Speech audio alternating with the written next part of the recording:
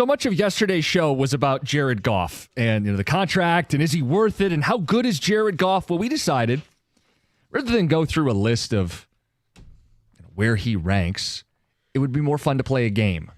So at 8:35, the Goff game. Goff or insert quarterback. And Tom's got a list of everybody from Kirk Cousins to Jalen Hurts, Lamar Jackson, and yes, Matthew Stafford. We'll get to that bottom of the hour. John, A.J. Hinch, I don't know how many ways we can ask him how to get the bats going. Yeah. Or how many ways you expect him to answer that question. He's not going to throw his guys right now under the bus. But you thought the bias question was fair and his answer was fair. Sure.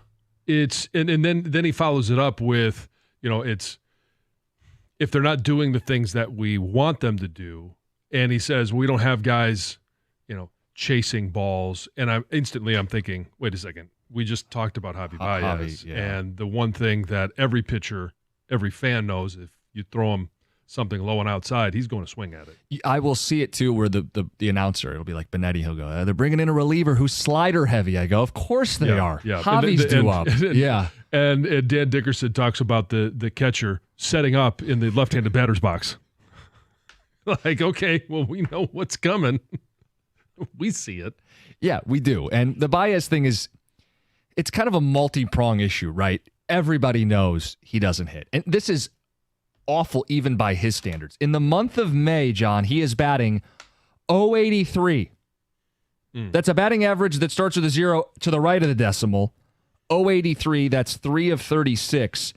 That's unplayable. I don't care how good his glove is for a team that can't score. It's a question of there's only so far down you can bump him in the lineup. But why this is multifaceted is, John, did they go out and acquire? Is there a shortstop on the roster that could take those reps? McKinstry can play some short, but I don't think he is, by definition, a quality plus defensive shortstop. So then you look to Scott Harris or throughout the minor league system, which is not all his fault because he just got here, but they don't have another option that they can rely on. So it's multi-pronged. He doesn't deserve the spot based on his play, and they haven't provided any healthy competition for him to lose the spot, right? Yeah, and that's the thing is it's a trade-off. Do you get a better bat with McKinstry? Yeah. Is it how much better? Is it worth taking a hit in the field where at least you have good pitching, and if you can continue to be a defensive team, you're getting yourselves the best chance possible to win, but then he's at the plate, and it's, as you mentioned it's .083. You're not giving yourself much of a chance to move guys forward or even get on base. And then it kind of feels like a moving target because a couple weeks ago it's Tork's bat, and then it's Javi's bat. And we didn't even bring up Cole Keith. Cole Keith. It was basically just a platoon player at this point, especially with Gio and Ibanez both in the lineup. They can only platoon so many positions, though. You can only smoke and mirrors your way to so many of these runs, and there aren't enough to go around right now. So I don't know. I mean, ultimately, the questions I want answered are more Scott Harris questions. Like, I mean, we could ask AJ, should you have done something in the offseason? He's not going to, 6 weeks in, and he's going to be like, let's ask Scott. And I would love to. We'll probably get him on at some point. But it's, how many ways can we ask it? Hey, hit. Could you guys hit, please? Yeah. Even just for your birthday, please hit. We'll talk about Goff and play a game, but first, Heather with the news.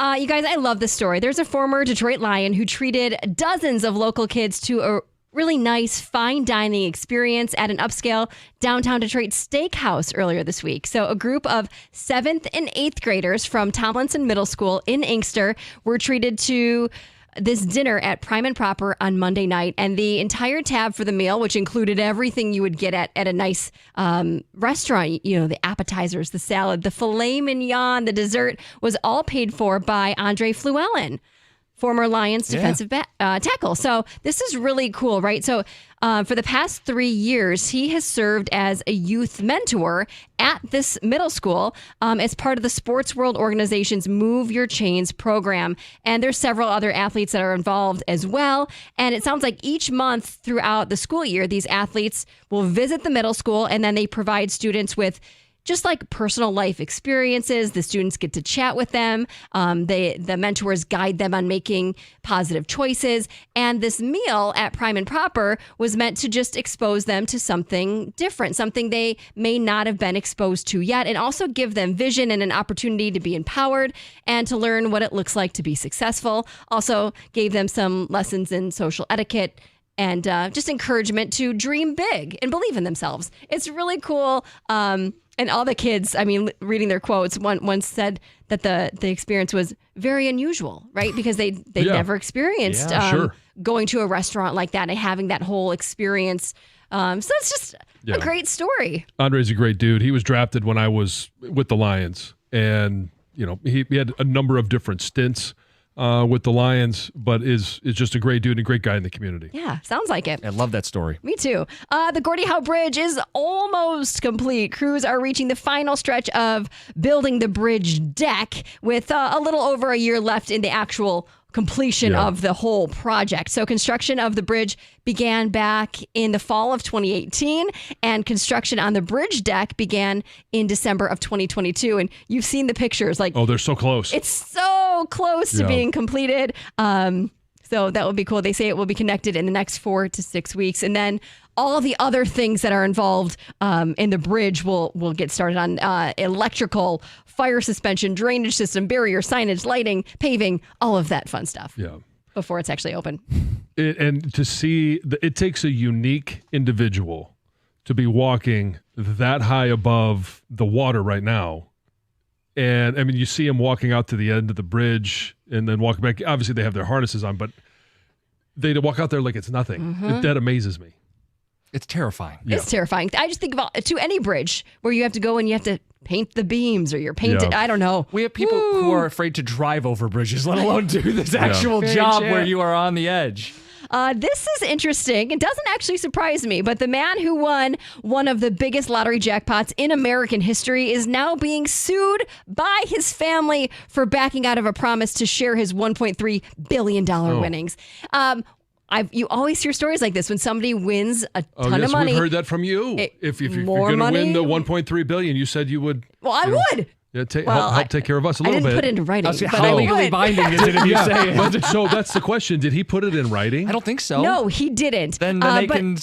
But usually with money like this, the more money, more problems, because it has created a big rift in a lot. Yeah, exactly. A big rift in the family. So apparently the legal battle actually started with his daughter's mother because he accused her of violating a non-disclosure agreement. So he says she is the one who spilled the beans, that he won a massive amount of money and then all the family was coming to him.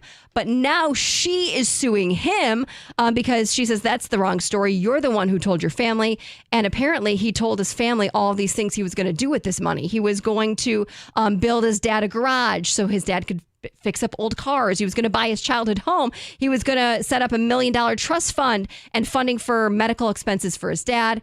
All of that has fallen through. Now dad and the son are not speaking. There's a big rift between him the mother of his child. So he's got more money, more problems, and baby mama drama. Yes, he does. So they're like suing each other. They're in just a huge, massive legal battle over this amount of money.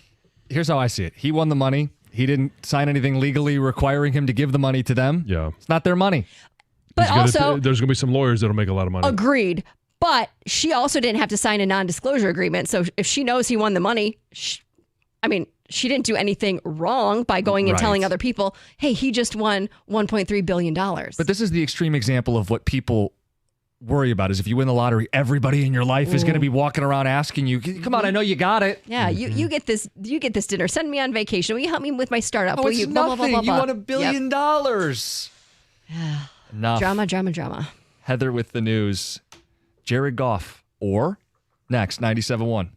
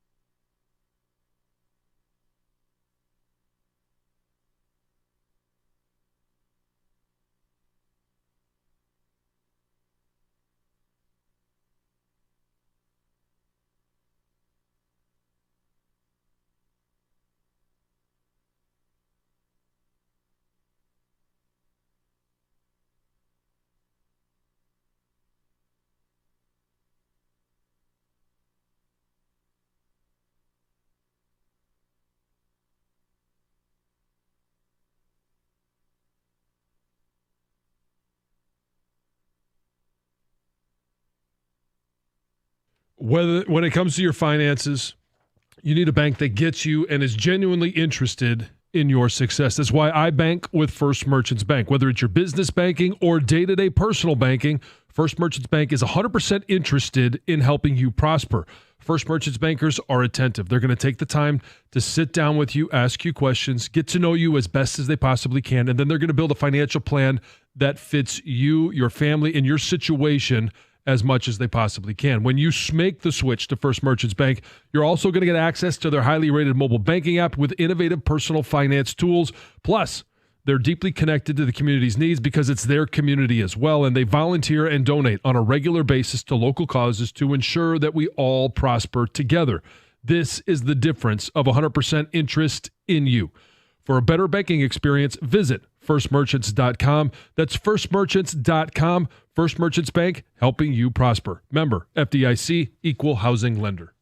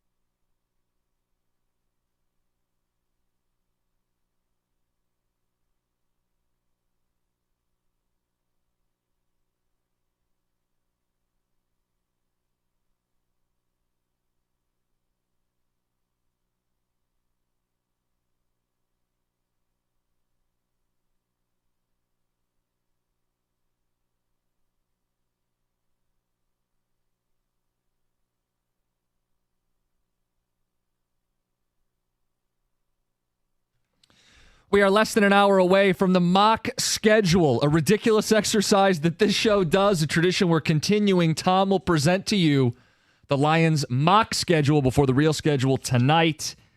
Comes out at 8 o'clock. Tom, you have handed me an abundance of ticket texts, and I plan on reading these and highlighting the best ones, but can you sum up the reaction from that quarterback segment? Well, kind of calling out John for being a little bit of a homer. Okay. You picked Goff in every scenario. Well, so, and I've said this before, for those tier 2 quarterbacks, every single year, there's going to be a shift in where players are and how I would rank them. Right now, and if you look at Lamar Jackson, has he won a big game? I know he's 2-time MVP. I get that. What would he look like in this offense? Can he make some of the throws when it matters most that Jared Goff can make? I don't think he can. But I think Lamar beats the Rams at home and the Bucs at home with this team, with this support, with this run game, with this play-action passing game. Those games are pretty tight, man. I mean, Lamar makes them not quite as tight. I mean, that would be the argument. Look, the argument for Goff last year in that game against Stafford was red zone performance. Yeah. Well, it's a great threat in the red zone when your quarterback can take off, lower his shoulder, and get in the end zone. I mean, Lamar is a threat inside the 10 and 20. Justin Herbert, is he a better athlete? Does he have a better arm? Yes. All of those things are yes. But does that make him a better quarterback? I had Herbert not behind right now. Goff. Well, I had him behind Goff. I'm not saying you. I'm just going through the reasoning of why I did. And C.J. Stroud, I think, is one that I would be willing early in the season, even if Goff plays well, that if C.J. Stroud comes out and does what he did, and even takes a step forward this year, which I expect him to do, that I would put him ahead of Goff because of what he can provide. The one I have a real problem with, John, though, with you, look, I can buy the argument. It's all about buying an argument. Is there an argument there? There's others I'd put, but I think Jalen Hurts. I really think Jalen Hurts has to be rethought. This is a guy, as a starter, full-time starter at the beginning of the season, they went as a wild card team, lost to Brady in the playoffs. Didn't look good in that playoff game. The next year, he takes a team to Super Bowl. He was MVP, right? No, but he was MVP candidate, and he was incredible in that Super Bowl. If they get the ball last, they win the Super Bowl. It's him and Mahomes going toe-to-toe. Took a team to a Super Bowl in his second year as a full-time starter. And then last year, the wheels came off, but, I mean, I think we all know Matt Patricia was to blame. I mean, Jalen Hurts has had a winning season every year he's been a starter.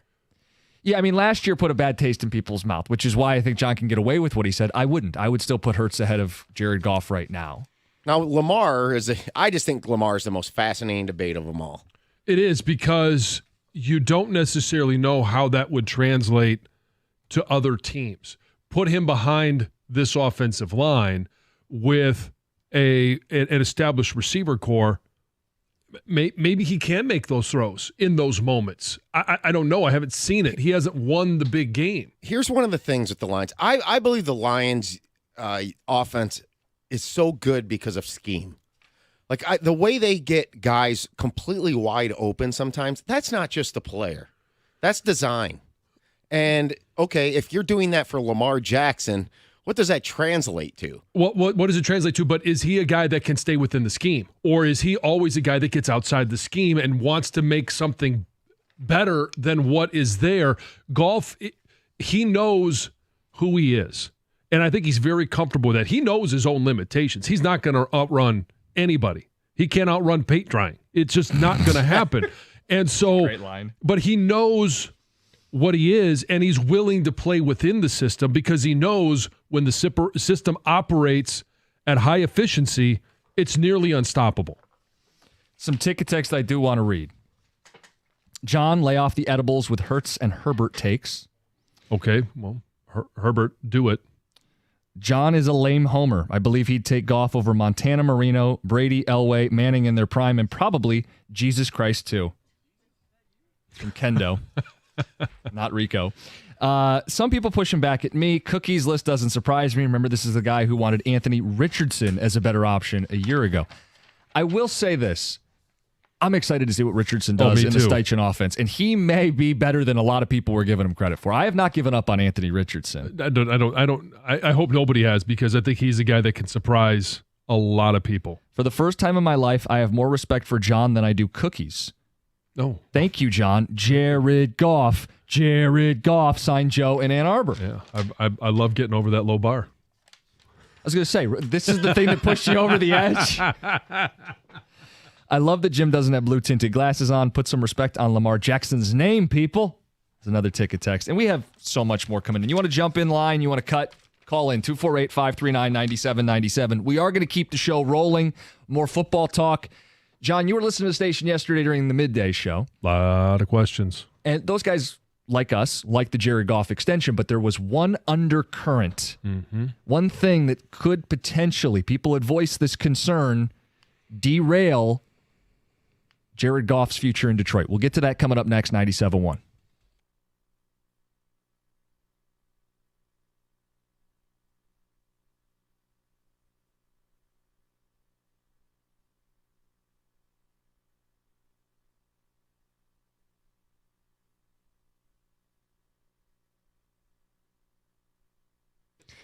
Brought to you by CNO Award. Call 1-800-NEW-DECK. The Tigers lost 1-0 to the Marlins last night in the 10th inning. A ground ball up the middle with no outs in the inning. Plated Miami's extra inning runner with Alex Lang on the mound. Reese Olson was special, throwing 8 innings while allowing just 3 hits and 0 walks.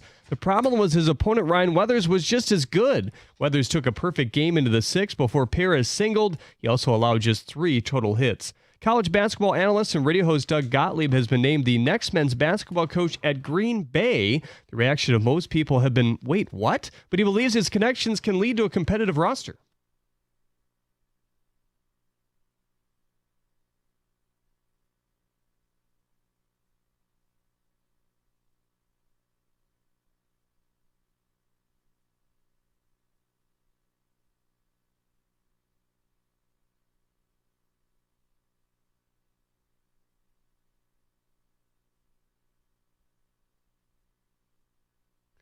He's still going to host his radio show somehow as well. Tom Izzo has added another transfer. I don't know.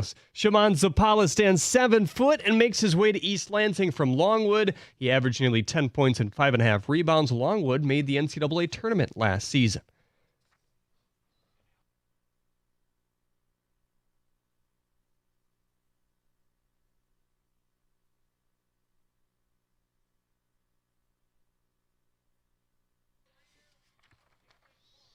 Audio courtesy ESPN, a sellout crowd of over 8,000 were in attendance to witness Clark's regular season debut for the Fever in Connecticut. She notched 20 points, but her 10 turnovers were the most in a league game in 4 years. At the Corwell Health Update Desk, I'm Jeremy Otto. For more, go to 97.1 The Ticket or Odyssey.com.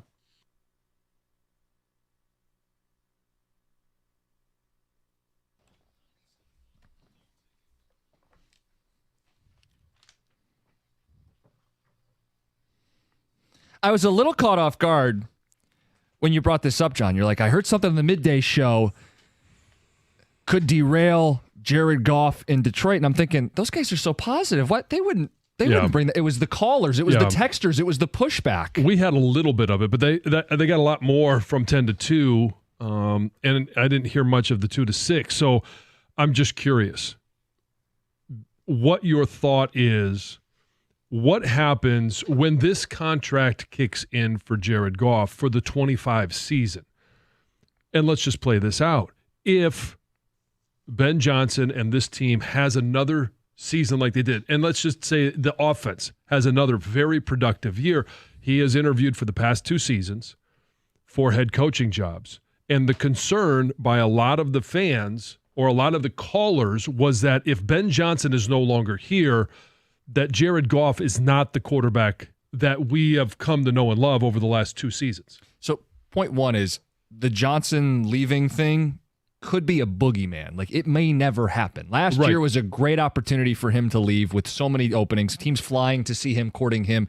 He turned it down. It's entirely possible that he is an anomaly. In a career profession built on ambition and climbing the ladder, he may have found somewhere that he values and is comfortable with and wants to stay as a play caller. So the boogeyman might not actually be under the bed. He may never leave. In the scenario where he does leave, I don't want to discount it because I think he's a good play caller. Well, but here's the other thing is whether or not he's a good play caller, whether or not he stays or leaves, I think it undercuts the credibility of Jared Goff because of the quarterback that he has developed into. Sure. He's done a lot of that work, but it also undercuts the credibility of Dan Campbell and his offense. I mean, let's go back to the first year of the Campbell-Holmes experience, and Dan Campbell had Anthony Lynn as the offensive coordinator. Mid-season, didn't like how things were going, so Dan Campbell took over play calling. Didn't fire him in the moment, but took over play calling, and the offense got better. The offense has gotten better ever since then. Now, he did hire or promote Ben Johnson to offensive coordinator, but we didn't even know leading into year 2 of the Campbell-Holmes experience that who was going to be actually calling the plays. By title, Ben Johnson was offensive coordinator, but Dan Campbell didn't, right up until really training camp or even a week or two into training camp, say Ben Johnson is going to be calling the plays. I think Dan Campbell, coming from New Orleans, has brought an offense, and he has a vision. And it's also one that, he was in Miami as a player. He's got a number of different things that he believes works best in the NFL. He was influenced by Sean Payton, though. Yes. And that's the point, right? A heavy part of Sean Payton. But it's the Dan Campbell offense that he has this vision of and how he wants it called, operated. And he also has this vision that he's been able to share and voice to Brad Holmes about the players that he wants to be a part of that offense, not just the team, but this offense. And Dan Campbell has been able to impart that vision, impart what he wants this offense to look like on Ben Johnson. And the influence, this is Dan Campbell's offense. The influence that he has, I think, is not given enough credit for what this offense has become over the last 2 years under the guidance of Ben Johnson as offensive coordinator and Jared Goff as quarterback. You take out Ben Johnson, and I think Jared Goff continues to excel because the offense isn't going to change. It depends. I think it depends on whether the offensive line stays upright. Like, we can get into Sure. what could unravel this. I don't think Ben Johnson leaving, if it ever happened, in and of itself unravels his offense because of what you said. Dan Campbell is perceived as a meathead, right? Like, hit hard, do good. He's more than that, and I think the analytics have backed a lot of his fourth down decisions. And he's okay with that perception. He doesn't care. In some ways, he benefits from it. But I do think he is a smarter offensive person than people recognize. I mean, he is the guy that tapped Ben Johnson. There is a succession plan we believe in place. It could be Tanner Eggstrand, right? I mean, they could be promoting from within. This wouldn't be a surprise Loves if his Ben... tight end coaches, doesn't he? Right. It wouldn't be a surprise if Ben Johnson left. They could not possibly be surprised.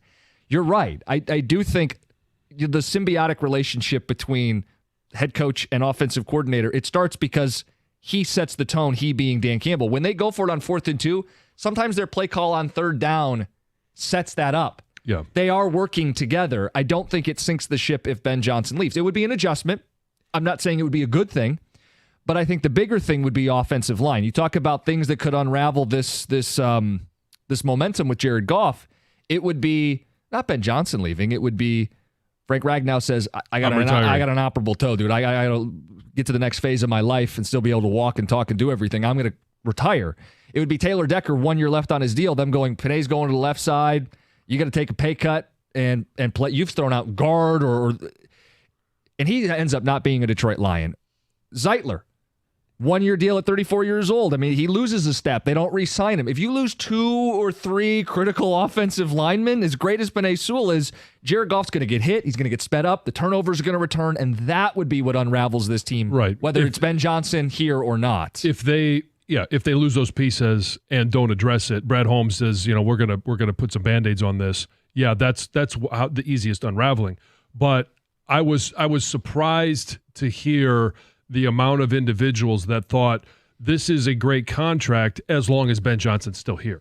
I think this is a good contract, and you can like or dislike the numbers, but Jared Goff is going to be the quarterback under contract for the next 5 years, and it's going to be operating under Dan Campbell's offense. And he has done a good job of identifying Ben Johnson, putting him in position, giving him some autonomy to make the calls and make the setting up something in the first quarter, hockey mode still, first period, first quarter, and capitalizing on it in the second half. How about them Oilers? But Yeah, it's I'm all with a you. part of the weekly preparation that Dan Campbell has helped design the game plan, given Ben Johnson the tools to be successful, but he will give those tools to whoever is the next offensive coordinator. Yeah, I'm of that belief too. And there may be a little drop off, but if Goff has time and the system is similar and he's the same verbiage, same playmakers, he's going to be very good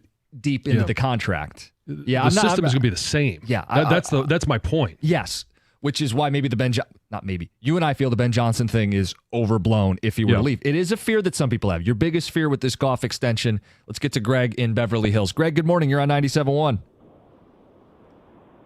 Oh, what's going on, guys? So, yeah, I was going to call and talk about how exactly this Ben Johnson leaving is such a boogeyman thing to me because you're right. He had such a great opportunity to leave. And then you're also you're discrediting Dan Campbell. I mean, you go on Twitter, and if you look, I know people always re-quote it and say, I love rereading this update, but there's a post about Dan Campbell getting hired as a coach, and all the replies are, oh, this is a horrible signing. Lions fans, continue to stay, in no relevancy. And all the Miami fans are saying, oh, my God, this is a great signing. So I think you guys are exactly right to say that, Ben Johnson leaving and then Goff faltering in later years of his contract because of Ben Johnson leaving. It just doesn't make sense. And it feels like, again, not only discrediting Dan Campbell, but Jared Goff, because, again, this is a guy who's already been to a Super Bowl. Sure, he didn't score any points against Tom Brady, which sucks, but he's already been to a Super Bowl and he's been to 2 NFC championships now. Who else are you going to go out and sign for that kind of money? It just doesn't make sense to me. Yeah, and those are almost two different conversations, right? The how important is Ben Johnson versus would you have paid Goff? There wasn't an alternative to Jared Goff on the open market for a team chasing a Super Bowl. A couple years ago, maybe before Goff had shown this, I had made the argument, hey, you got high draft picks, consider door number 2. Door number 2 is locked and bolted shut right now. There is one door, and it is through the Jared Goff door, right? Yes. You are winning or losing in the next couple years with Jared Goff as your quarterback. And then the question is, do you value stability? Do you want to get the numbers set in today's market or in tomorrow's market? And they made the decision, get it set in today's market while we're anchoring everybody else around him. The question is, how will it go? The fear being Ben Johnson leaving, offensive lineman. What about the playmakers? I mean, Amon-Ra's locked in, but Laporta, Gibbs, J-Mo, these are players that they're going to have to make decisions on during Goff's contract, during the next 4 to 5 years. Yeah, they're going to have to find a way to continue to provide him the tools to be successful. And that's more the concern is he taking up an inordinate amount of percentage of the salary cap so that they're eventually not going to be able to keep if J-Mo becomes a star receiver, that they can't keep him. And then, but the question is then who's next? Can Brad Holmes find that next guy? He found Amon-Ra St. Brown. He traded for J-Mo in the draft. And you've got to find different ways to continue to fill the roster spot. It's the same thing with the offensive line.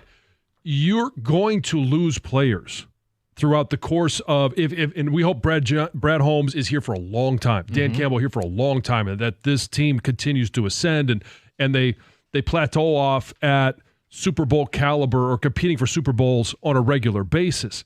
And if that's the case, then you're going to have a guy like a Taylor Decker that his time in the NFL just expires. Frank Ragnow, it just expires. Graham Glasgow, you go down the list, but then you've got to have somebody that realizes that and continues to replenish the stores, because that is what your best investment, your biggest investment, benefits from the most. And that's why I say this is more about Holmes than it is Goff. I know who Goff is, for better or worse. I know what he is and what he's capable of and what he's not capable of. This is on Holmes to replenish as guys' contracts expire. I don't know that you can keep J-Mo, Gibbs, and Laporta. I would put Laporta probably number 1 on that list. And then it's tough. Running backs don't age well. It's tough. We haven't seen it out of J-Mo. That's a conversation. They probably can't keep both. And with J-Mo, you do have the 5th-year option. With Gibbs, you have the 5th-year option. The point is you can delay, you can manipulate salary cap, you can draft their replacements, and that's something that you have to trust Brad Holmes to do. If you trust Brad Holmes, this contract is not punitive. It's not going to hold the Lions back. 248-539-9797. Some of your thoughts, and we'll get to the QB market, what happens next. AJ Hinch at 9:35. Would he bench Javi Baez? And happy 50th birthday to the Skip. It's 97.1.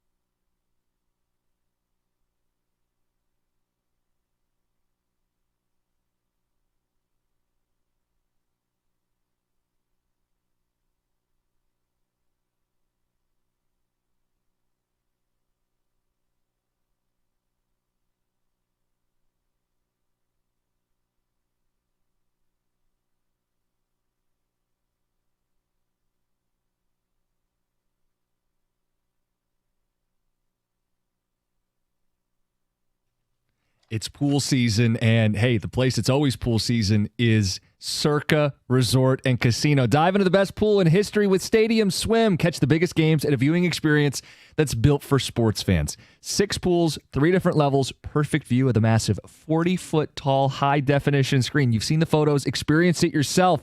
It's Stadium Swim, America's favorite place to watch all the games. Swim-up bars, instant-ready selfie walls, and a non-stop party. Score your perfect game day spot with the cozy day beds, private cabanas, or grab a lounge at the center of the action. Reserve your place today. It's 365 days of sports poolside. Circa Resort and Casino, downtown Las Vegas on Fremont Street. It's Stadium Swim. All sports, all seasons. Book your spot today. That's circalasvegas.com.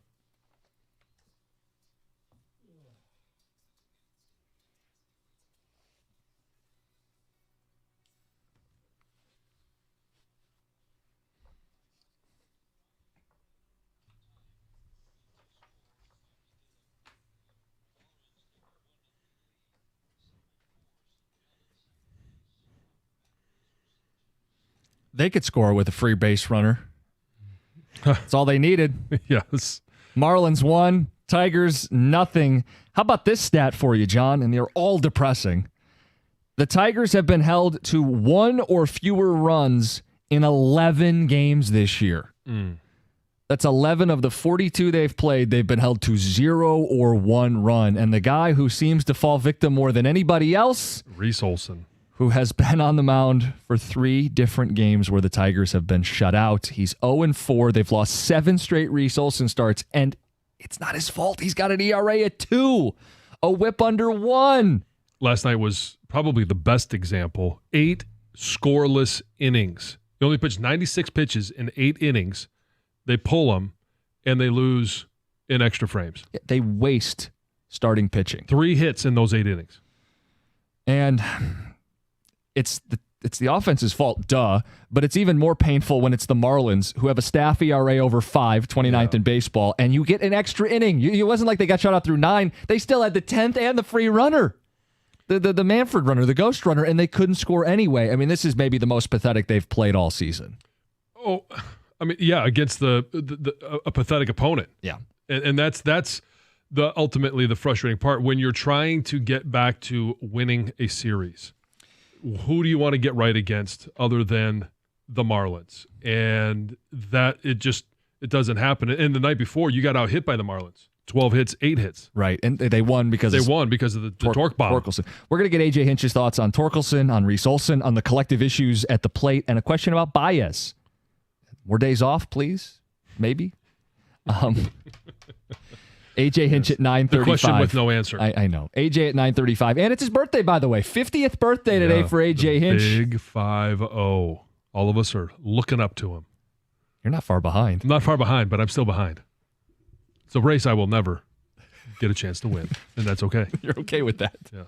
Okay, so that's coming up. Some ticket text on the Jared Goff stuff and some potential concerns moving forward. Johnson runs Dan Campbell's offense. When Dan took over for Anthony Lynn, it got way better. Mm-hmm. Kind of what you've echoed. Even if Ben Johnson leaves, it's not a big deal. Texter says he just flat out isn't leaving. He doesn't want to be a head coach. He's shown that the past 2 years. Until he's gone, I'm tired of hearing about the what ifs, Ryan and Clarkston. I kind of agree with that. And the texter says the Lions will let Decker, Zeitler, and Carlton Davis walk after this year. That's how they will keep Aleem McNeil. Manu will be ready for right tackle. They will draft a guard, or one of the guys they've drafted on day 3 will slide in and develop. They will keep the offensive line intact. Well, I mean, that's the hope, is that they're able to fill from in-house. And, I mean, does Colby Sorsdahl ever become a starting guard?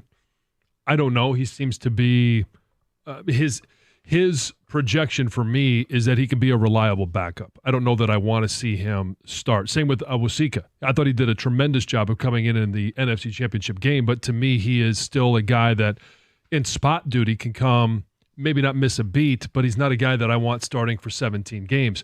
Mahogany, is he going to be the gem of this draft because he was drafted so late? And the mentality, the fact that he's going to be playing, and learn behind a veteran like Zeitler, is he a guy that can step in and be a starter? I have no idea. Is that's aggressive though? The Manu to right tackle as early as next year? Yeah, I mean when you're looking at teams that have done this before, sometimes they never pan out. Other times it does take a couple of years. Like how long was it for Mailata? It was 2 years. Oh, okay. And so and maybe it's always a possibility. Nothing is off the table. I just said it's aggressive as well. Yeah, I think it's aggressive as well. But those are the decisions they're going to have to make if they want to keep everybody, and it's why you start priming the pump early, drafting these guys a year early, try to get them ready to go. And if your plan is last year, we're going to have to let Ali McNeil go, well, we draft Broderick Martin and develop him for a year so that hopefully he is that guy. Maybe it's Josh Paschal that's supposed to fill that role. Who knows what it is? And maybe their plan is to keep Ali McNeil. Quick note on the QB market. I was reading an article in The Athletic about the next wave, Goff kind of moving things up and up and up and getting everybody paid.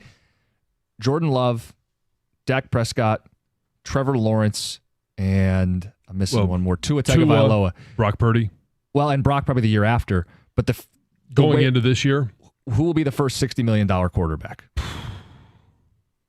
I don't think it'll be Tua or Trevor Lawrence. I think there's a shot Dak could push to 60. I think there's a shot Dak does just simply because he's got Dallas over a barrel right now. And I don't understand all of the fine print of his contract right now, but it seems like he's probably the best option. Can't be traded, can't be tagged. Yeah. He's the star quarterback of the Dallas Cowboys. And he's great in the community as well, which doesn't do anything to win you ball games, but thanks, Tom Gores. I think it will be a factor for that franchise. For sure. All right, let's get to Heather with the news. So you may have seen James King performing at the crosswalk of 10 Mile and Southfield, but you may not know why he actually does it. But watching the videos, I've never seen him in action in person, but I've seen the videos. He's impressive. Yeah. He is very good. He does these drill routines. He's got a wooden gun that he, it's almost like a baton, right? That he can throw up in the air and catch. Anyway, he's a Chicago transplant, and he's been part of drill teams in the city there before he moved to Metro Detroit. And when he first started doing these drill routines, he said he did it to stay busy and stay out of trouble. And he says that if he didn't have that hobby, he probably would have ended up with his brother in a gang. He says that his brother died of gang violence. And now he wants others to learn the joys of drill performance, and he wants to encourage people to put down the guns and save our youth.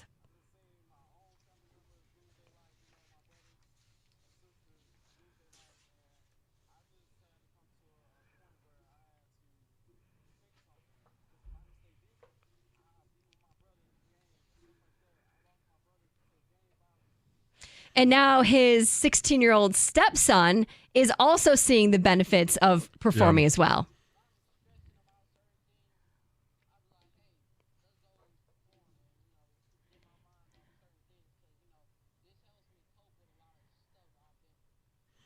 Having a hobby of any sort that is a healthy hobby is a very good thing. It is. And Lucy and Ruby sometimes come back when they come home from school. They've seen him perform, and they think it's pretty cool. It is really cool. It seems to me at first an odd choice of where to do it. In the middle of a crosswalk seems a little dangerous to me, but he does it during the red lights. I know he does, but drivers are crazy out there. They are. People are crazy. Look out. So last month, Denard Robinson was suspended from his role at Michigan following that drunken driving accident. And on Tuesday, a spokesperson for the university announced that he will no longer be employed by the team. Not that surprising, right? His arrest marked the second drunk driving incident involving a Michigan football staff member this year. Defensive line coach Greg Scruggs was arrested back in March, and then he resigned 5 days later. Yeah. No tolerance for it. No. Nope. The idea of this is really cool. So there's this new art installation. It's called The Portal, and it opened in New York last week. And then there's an identical one that opened in Dublin, Ireland, right? And each portal basically shows a live feed of the other city. It's really cool. It's cool. The idea lets people connect with each other, far, far away. But less than a week into this art installation, it had to be temporarily shut down because too many people were flashing and mooning each other. Right? And then they were also giving each other the finger. They were showing inappropriate photos. So they had to stop it. They put it all down. But anyway, it's back up because somebody, in Dublin, they were working on installing a new technology that could like block images off your photo. It's supposed to run 24/7, but now they're like cutting nighttime hours because that's when most of the the mooning happens. Oh.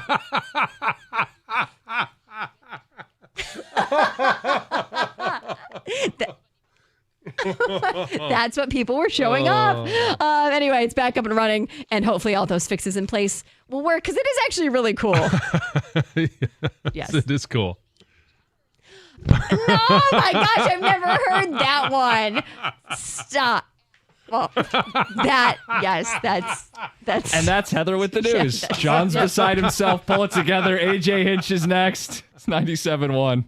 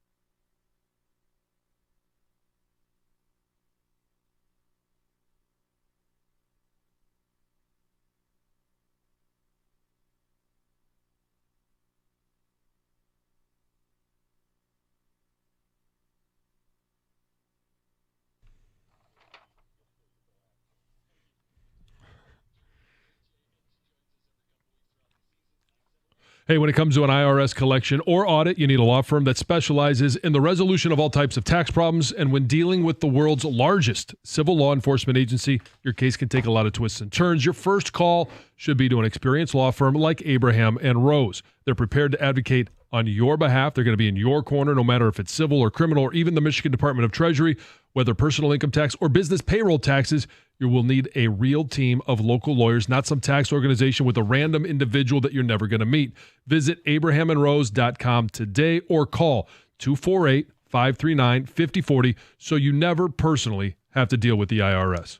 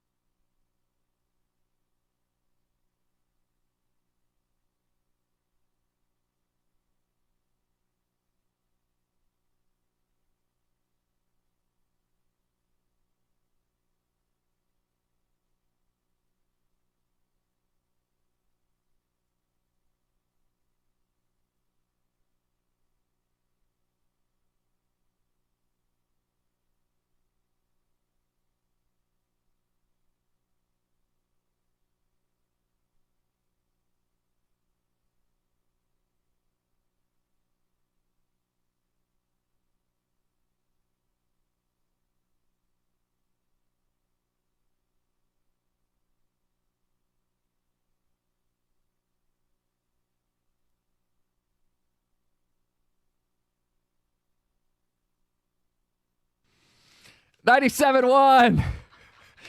Before we get to Tom's mock schedule, yes, that's a real thing we do around here. Yeah. John, any reaction to AJ? I mean, he's in a tough spot. Obviously, he's been dealt a hand over the last few years. Now there's, you thought that there was going to be an opportunity to spend a little bit of money. They didn't add a bat, which we've talked about ad nauseum.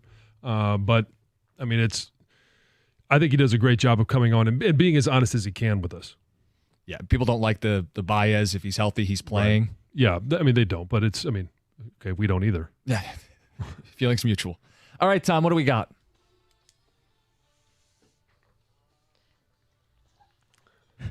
It is. It's Christmas. Let's go to Bronner's. Yes. Seriously, this is so absurd. We started this like 6-7 years ago. We do mock schedules now around here because everybody loves the NFL. Yes. Week 1, Sunday Night Football. Costa's boy, Matthew Stafford, comes back home again. Sunday Night Football home game start off week 1, Lions-Rams. Week 2, September 15th, Lions at Cardinals. Week 3, Lions host J.J. McCarthy and the Minnesota Vikings. Not sure who John's going to root for there. Lions. Thursday night, September 26th, at the Houston Texans on Amazon. Sunday, September 6th, those dreaded Seahawks that have the number on the Lions here. Lions get them again at home. Let's hope we can beat them. Sunday, October 13th, week 6, at the Cowboys, 425, America's game of the week. Oh, America's team. Week 7, Which bye one? week. Okay. Sunday, October 27th, at the Colts. Great road trip for Lions fans. Sunday, November 3rd, they host the Tennessee Titans. That's an easy one, right? Mm-hmm. Sunday, November 10th, again, America's game of the week on Fox, at Green Bay. Ooh. Monday night, November 18th, the Lions host the Jacksonville Jaguars at Ford Field. Sunday, November 24th, another home game. The Buccaneers come back here looking for revenge for the playoffs. Thursday, November 28th, Thanksgiving, the Lions host the Bears, 12:30 CBS. Even got the times and the networks. How about that? Look at you, the detail on this. Sunday, December 8th, at Minnesota, 1 o'clock. Sunday, December 15th, again, primetime, Ford Field. The Buffalo Bills invade Ford Field. Sunday, December 26th, at Chicago, cold weather game. Uh-oh, I don't know if tiny hands can do it. Monday, December 30th, maybe a little internet intel here. Lions at San Francisco in a huge game for seeding in the NFC. Monday night game, too. Ooh, I like that. And Sunday, January 5th, they close the season against the Green Bay Packers at Ford Field. Time to be determined, date to be determined, actually, because everything's flat.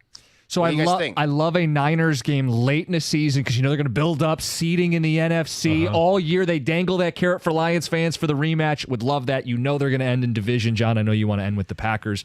You had the Rams week 1. We really want the Bears week 1.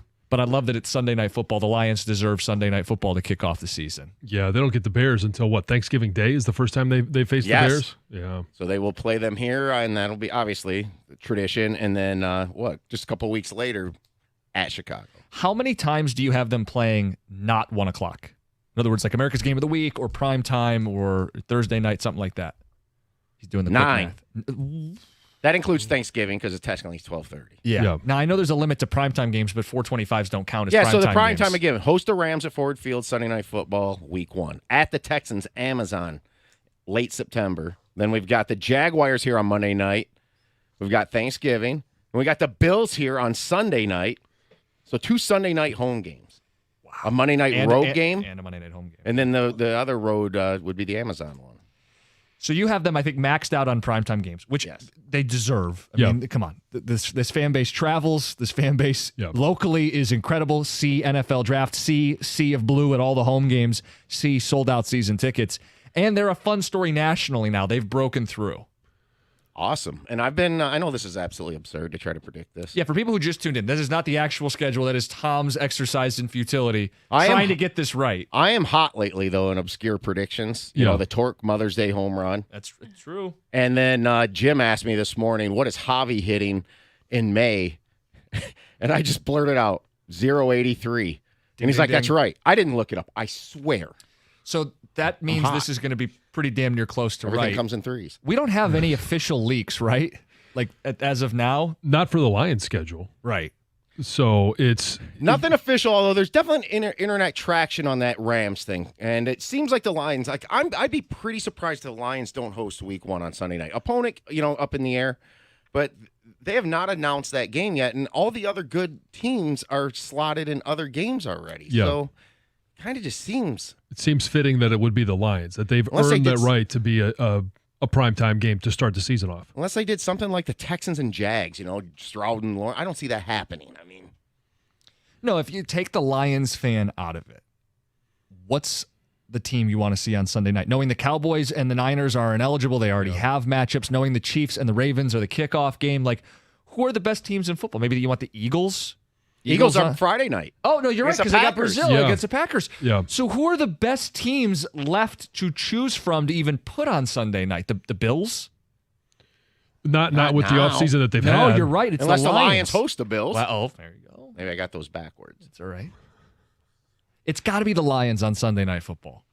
So I'll give you guys a paper copy, and then we can grade this in the morning. Yes, I would like to do that. I'll be grading it tonight. How many would you deem to be a success? Like 5? If I nailed 5, that would be like over the top. Well, it's wouldn't it? tough because it becomes kind of a dominant. It's kind of like mock drafts. If you get one wrong, it could have an Yes. impact where it hurts you 2 or 3. get one wrong, it means you got 2 wrong. Yeah, I remember I did horrible last year. I had like 1 or 2. I think you're going to be right on Green Bay. I think that is just simply because going into the season, most people believe it's going to be between Green Bay and Detroit for the division. I'm going to say 6. You got to get at least 6 right. Wow, that's a tough Well, I mean, you said you're on some kind of like, heater. Yeah. kind of like psychic streak here. Texter says, you're killing me. Just got in my truck. I thought that was the real schedule. No, Yeah. Tom does this every year. Don't make your plane. I remember when we first did this, I reservations. asked Jamie, what do you think about doing a mock schedule? NFL's popular. And he's like thinking about it. He's like, that's so absurd. Let's do it. I feel the same way. It is ridiculous. Yes. Let's do it. Gator is in the studio. I know we'll get Doug in here shortly. Gator, how you doing? I'm all right. I'm all right. Went to the game last night and Sorry to hear. was home so quick I couldn't believe Oh. it. I'm like, all right, left my house a little bit later than I wanted to, but it still got there before first pitch. Great. All right, settle down. You mean it wasn't jam-packed with fans and traffic? He means the game went by so quick. But, Yes. but Oh, yes. I know. John's Why you got to right. take a shot There at wasn't the, a whole lot of traffic. Why you got to there. take a shot at our fans? Anyway. So yeah, but it just flew by. Both pitchers were very efficient. Yes. Economical, and it was frustrating because we didn't see any runners at second base, like Until the 10th. Until they the 10th put them inning. there. Yeah, Gifted one. until the league says If you "We can't need to do put a it, runner on we're second going to base." do it for you. Yeah, so it was just kind of strange how quickly that thing flew by last night, and I suppose I could bring up there was a jinx, a giant jinx, by someone you would expect to be Rieger? a jinx. Yeah, Oh, boy. yeah. What'd he do? So it's like the 8th inning, I think, and Rieger looks on a betting app, Of course he does. thinks he's got some value, and declares he's going to make a wager. I just shaking my head. I didn't say anything at the time, and then sure enough, they lose, and then he's lamenting the loss, and I'm just like, So he was betting on them to win, or was it a prop bet on they're going to score in the 8th or they're going to score in the 9th? I'm not sure how much I should say about what the wager was or wasn't. We don't have to say how much it was. No, I'm just saying, or even let's just say that I think it played a role because if it can, I want to blame Rieger for anything. Sure. Yes. So That's easy. That's low-hanging that's- fruit. yeah, exactly. All right. You guys what do you got coming up next? Well, we'll talk a little bit about what we got to unveil tonight, the Tiger woes, and Doug is gonna try to set the record. I'm reprogramming myself today. I have some making up to do. Yeah. Uh-oh. Okay. It's coming up next. Karsch and Anderson, 97.1.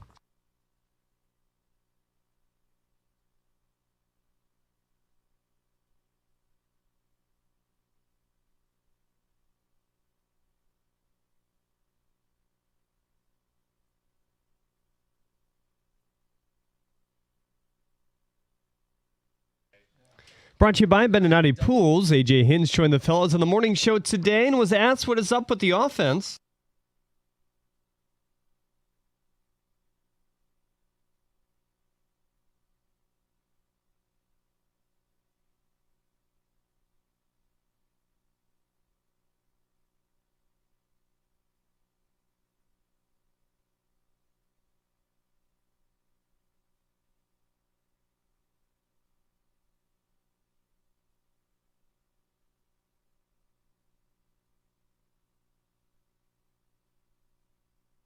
Casey Mize makes a start for the Tigers today. Mize has thrown 37 innings while logging a .358 ERA, first pitch at 1:10. Hear Dan Dickerson's call right here on 97.1 The Ticket.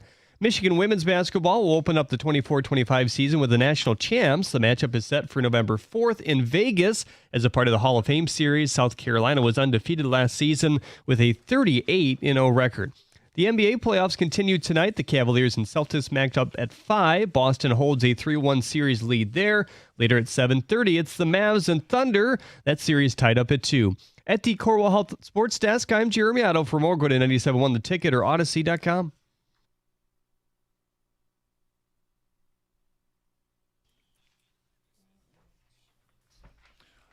Good morning and welcome to the Karsh and Anderson program. I am Doug Karsh. That is Scott the Gator Anderson. That Hello, is true. sir. Hi, how are you? I'm excellent today. Excellent today. Decent mood. Decent move. Weather's supposed to get better later. It's good. Things are good. Okay. And you doing well today? Doing all right. Yeah. Yeah. And I wasn't thrilled with the game last night that I attended in person. But got to see some great pitching. I guess that's if I want to look at positive. Reese Olson was outstanding. Dude, Reese Olson is the man. I just want to state for the record. Here's my question. Has there ever been a winless pitcher in the All-Star game? I mean, it's funny. I maybe a bullpen arm potentially, but He's pitching I at know. All-Star caliber. His ERA is like 2.08 or something. Yeah. If it weren't for Skubal, he would be this team's number one. It really is. It's funny. I jokingly said to Jeff Rieger last night, who was a reporter for the game last night. I said, listen, if the Tigers go on to win this, and this was after Olson had left after 8 innings, I said, if the Tigers go on to win this, and only if they go on to win this, I want you to ask Reese Olson, kind of jokingly, please, but can you ask him why his team hates him so much? Right? And unfortunately, the Tigers lost in the 10th inning. The Marlins are able to advance their runner. The Tigers were not. Do you want the Reese Olson update, the run support update? I mean, So remember, I know it, but yeah, please go ahead. Going into his last start against Cleveland, when Reese Olson was the pitcher of record for the Tigers, okay? So if he threw 6 innings, he was a pitcher of record for 6 innings. Like he could get the win if they took the lead in that time and finished it out. But when you hand it over to the bullpen, you are no longer the pitcher of record. Whoever the pitcher is then, unless you put runners on base, whatever the case may be. But going into his last start against Cleveland, when Reese Olson was the pitcher of record, the Tigers had scored 2 runs in his 6 starts. 2 runs in 6 starts for him. So that was 33 1/3 innings of work with 2 runs scored. Then he pitched a Cleveland game, went 6 innings. They scored 4 runs in that game late last week when he was the pitcher of record.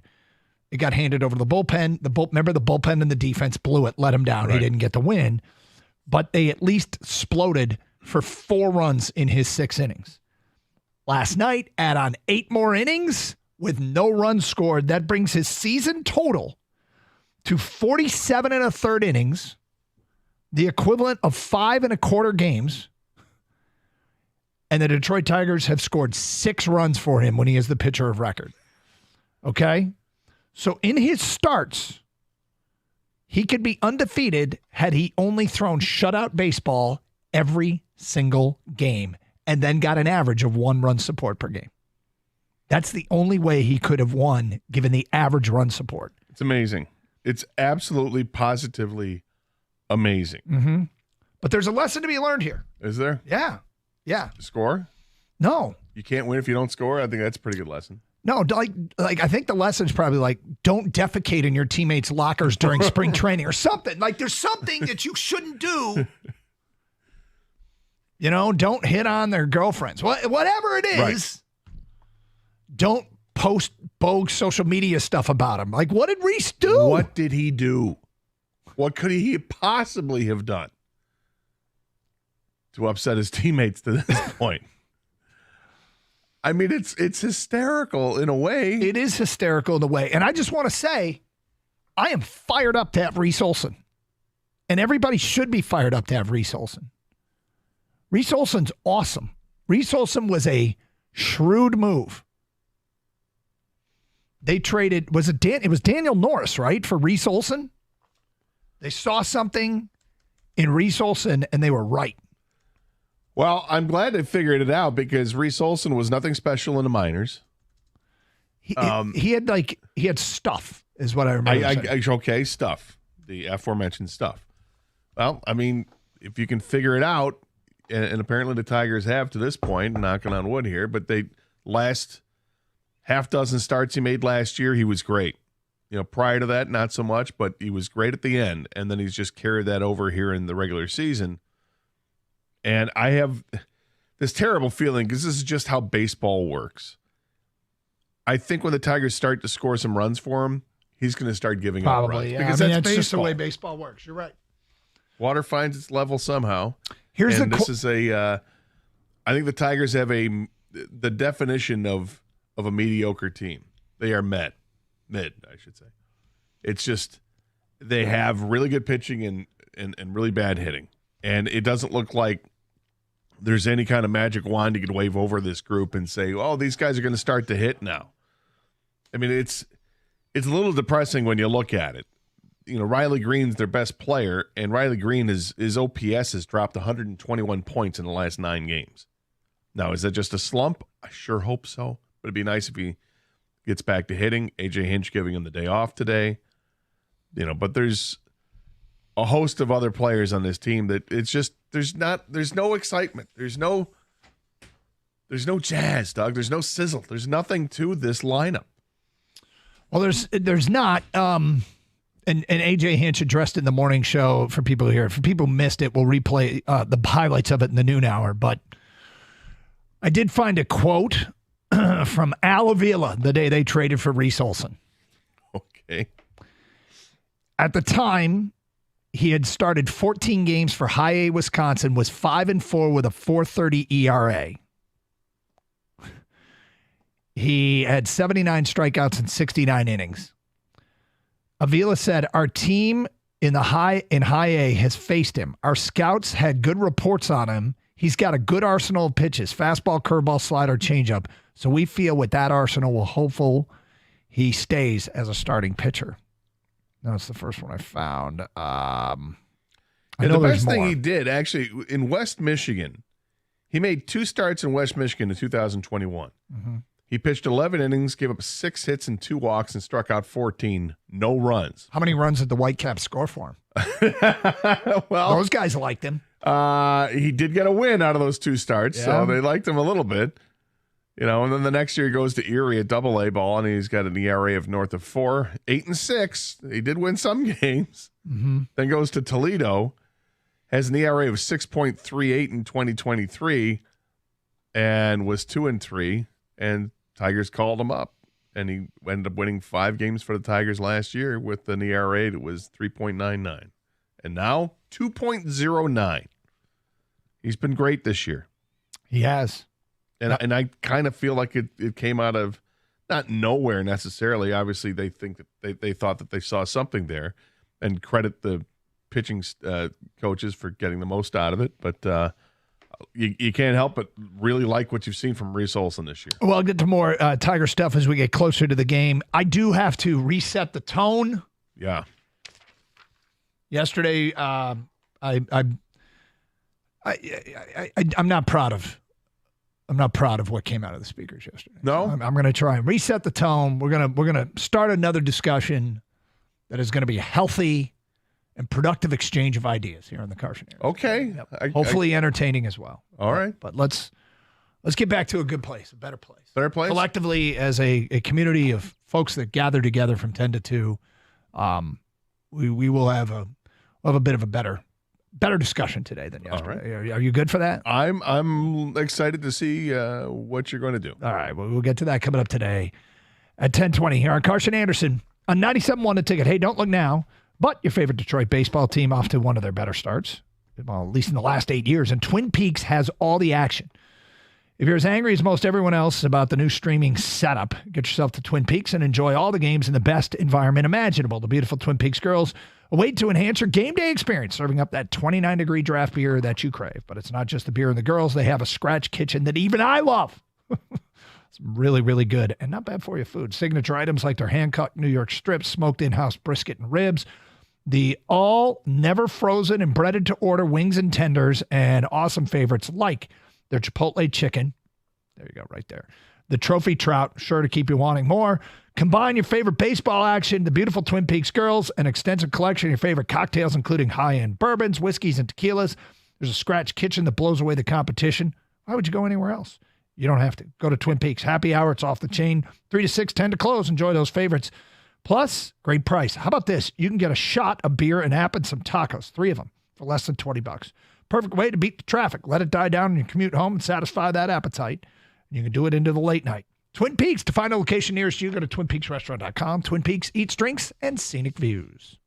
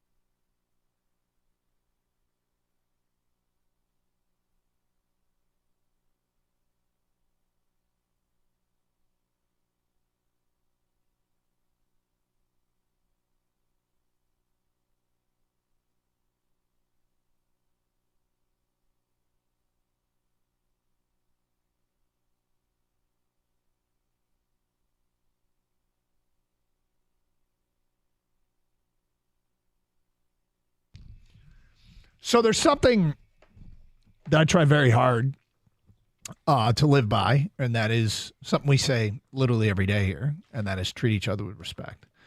I try to stay safe. That's where that comes from. You just stay safe. I stay safe. Yeah, Doug stay treats safe. people with respect. Stay safe was a COVID deal, but we said why not keep it? Treat each other with respect was out of debate over what should happen during COVID when a lot of name calling took place, and a story that I never ever in a million years thought should have gone political got political. But one of the things that I think we would all benefit from is seeing the world through other people's eyes. What you grow up as your normal and what I grow up as my normal is not everyone's normal.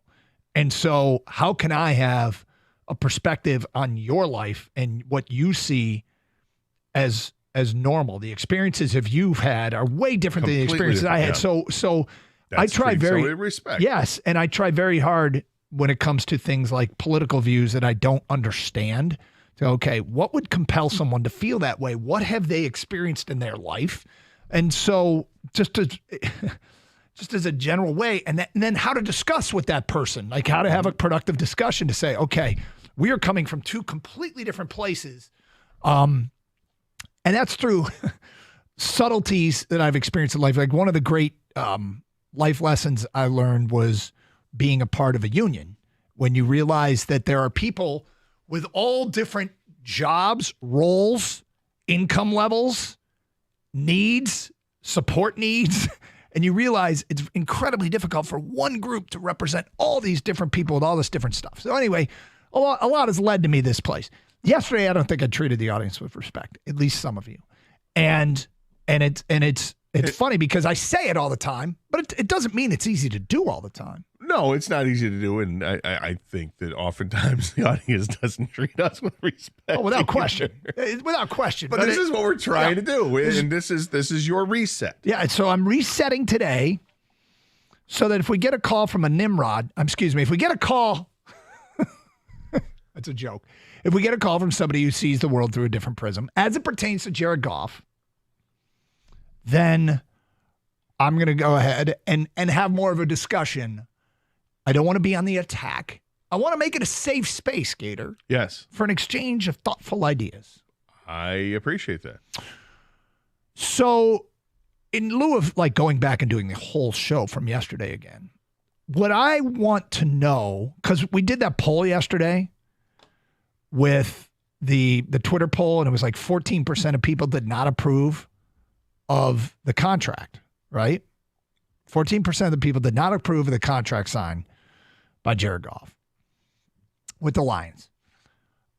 I am interested in what the plan is for those 14 people. That 14% of the people, excuse me. What would be the plan, right? What makes the most sense to, if you didn't want Goff signed at $53 million a year, how would you have moved forward with the quarterback situation? And, what was the alternative? There's only one thing that we're going to kind of veto here is the people that would have signed him for less. Okay. That's I got it. The base model, the Range Rover you want is $90,000. I'll take it, but I'm only paying $60,000. That's not how this works. The market dictates, and right now, you know what's not happening in the NFL world? You don't have Adam Schefter and Albert Breer freaking out about this insane Jared Goff contract. Everybody in the game kind of knows that's the market price for a top-tier quarterback. By top tier, I mean top 10 quarterback when they hit the open market. So for these people that didn't want the signing of Goff, what that means to you is that, so for those people that didn't want him, maybe they would have signed him, but only for less. Okay, so then you find out from Goff's camp it's not going to happen. Yep. Now what's your plan? Because you don't want him.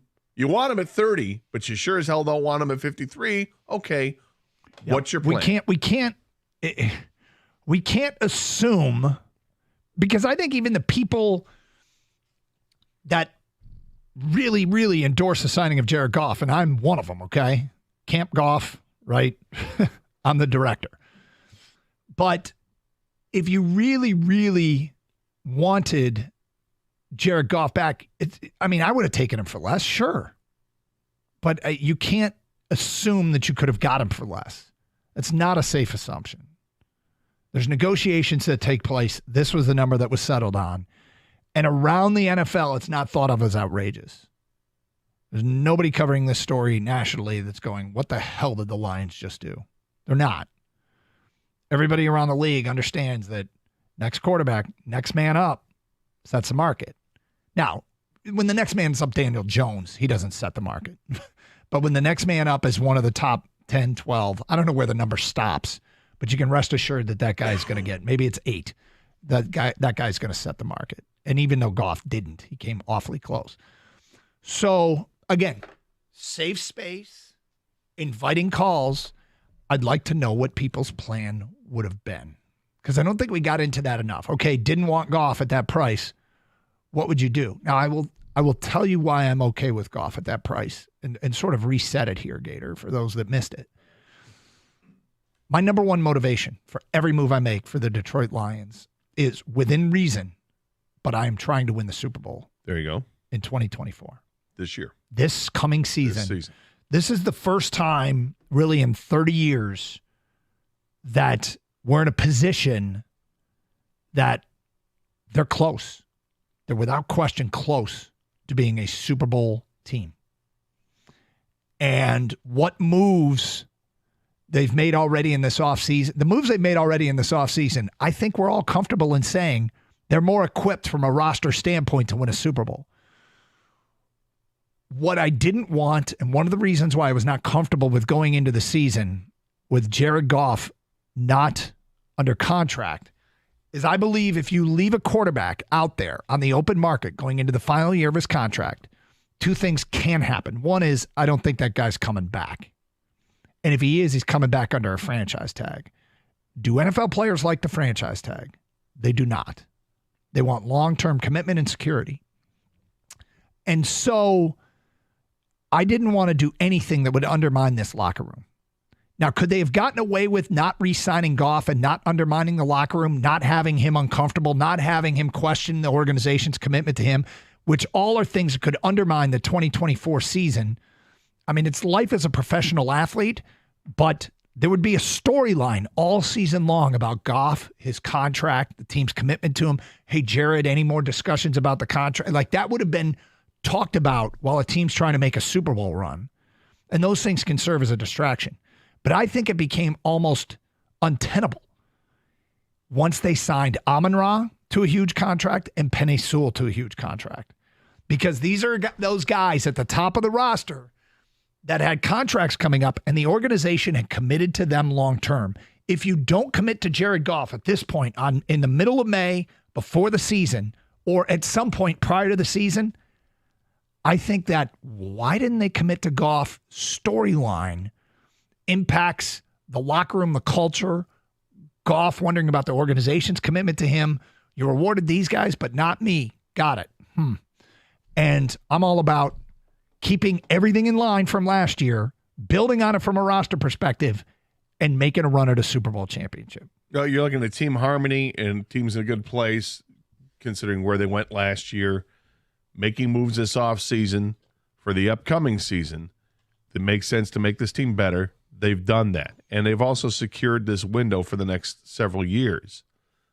How that window gets affected when other contracts come up, we'll find out starting after this year. But for right now, it's set up. It's set up for this season, for this team to get back and compete, and perhaps now bring it all the way home and win the Super Bowl. Get to the Super Bowl, win the Super Bowl. But that, you're right, 100%, that's the goal. That should be the goal for everybody. But I know a lot of people do think longer term, and looking at this, and that's the big fear, I imagine, for people that don't like the sign.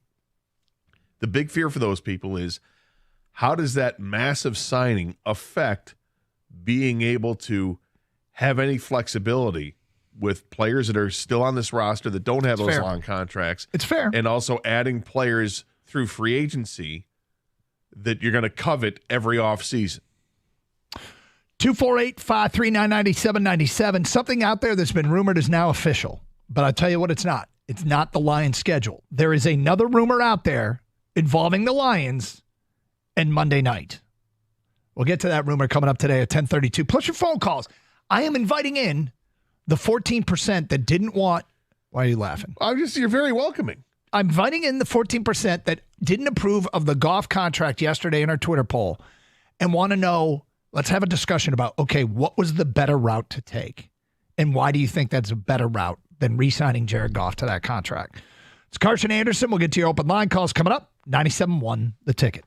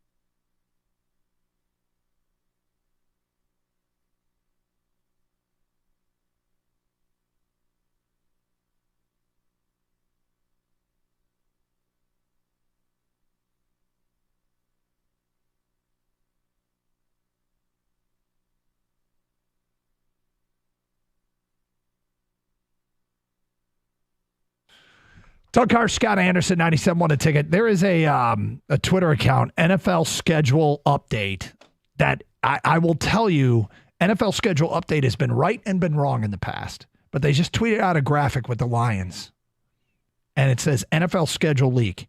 It's okay. I'm basically spreading a rumor. But this seems harmless. Look at you. It seems harmless. Look at all these rumors. Rumors that can do harm, we're not sharing on the air. But rumors that are harmless, like this one, let's go. Like Lions at 49ers, Week 17, Monday Night Football. Ooh. So late in the year? I don't like that. You don't like a Monday night game late in the year? No, I don't. It's not that I don't like I don't like playing the Niners that late in the year. Why? It's getting too close to the end there, where you might see them again really quickly. Who do you want to play? VMI? Are they on the schedule? Oh, no. They'd be an easy game. Isn't that what the SEC does? Yeah, that's right. They have their off week where they. Right before the big games. Dude, the SEC, the SEC commissioners are blowing up the phone lines to Old Dominion. Hey, you want to come in week 11? Wow, we're really popular. You're the fourth call today we've had from the SEC. Listen, you haven't made any commitment down there now, have you? Middle Tennessee. What are you doing week 11? I knew I looked good this morning. Yeah. I mean, all right. Yeah, this full-length mirror, really. All right, so they're not getting VMI. They're getting, hold on. The rumor is they're playing a Monday night game in Week 17 at San Francisco. Yeah, I mean, you're at the end of the season there, and it's the second to last week of the season. I don't know, a division foe. I don't know. Mm-hmm. Although I imagine they're going to finish up with a division foe. Typically they do. Yeah. Well. I just it's just a preference. That's all. Mm-hmm. You don't have to yell at me.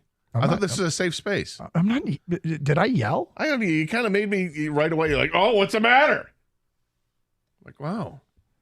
I just prefer not to play. Sir, I think you're over exaggerating my response. No, that's not true. It's not. All right. Well, I'm sorry. I yelled.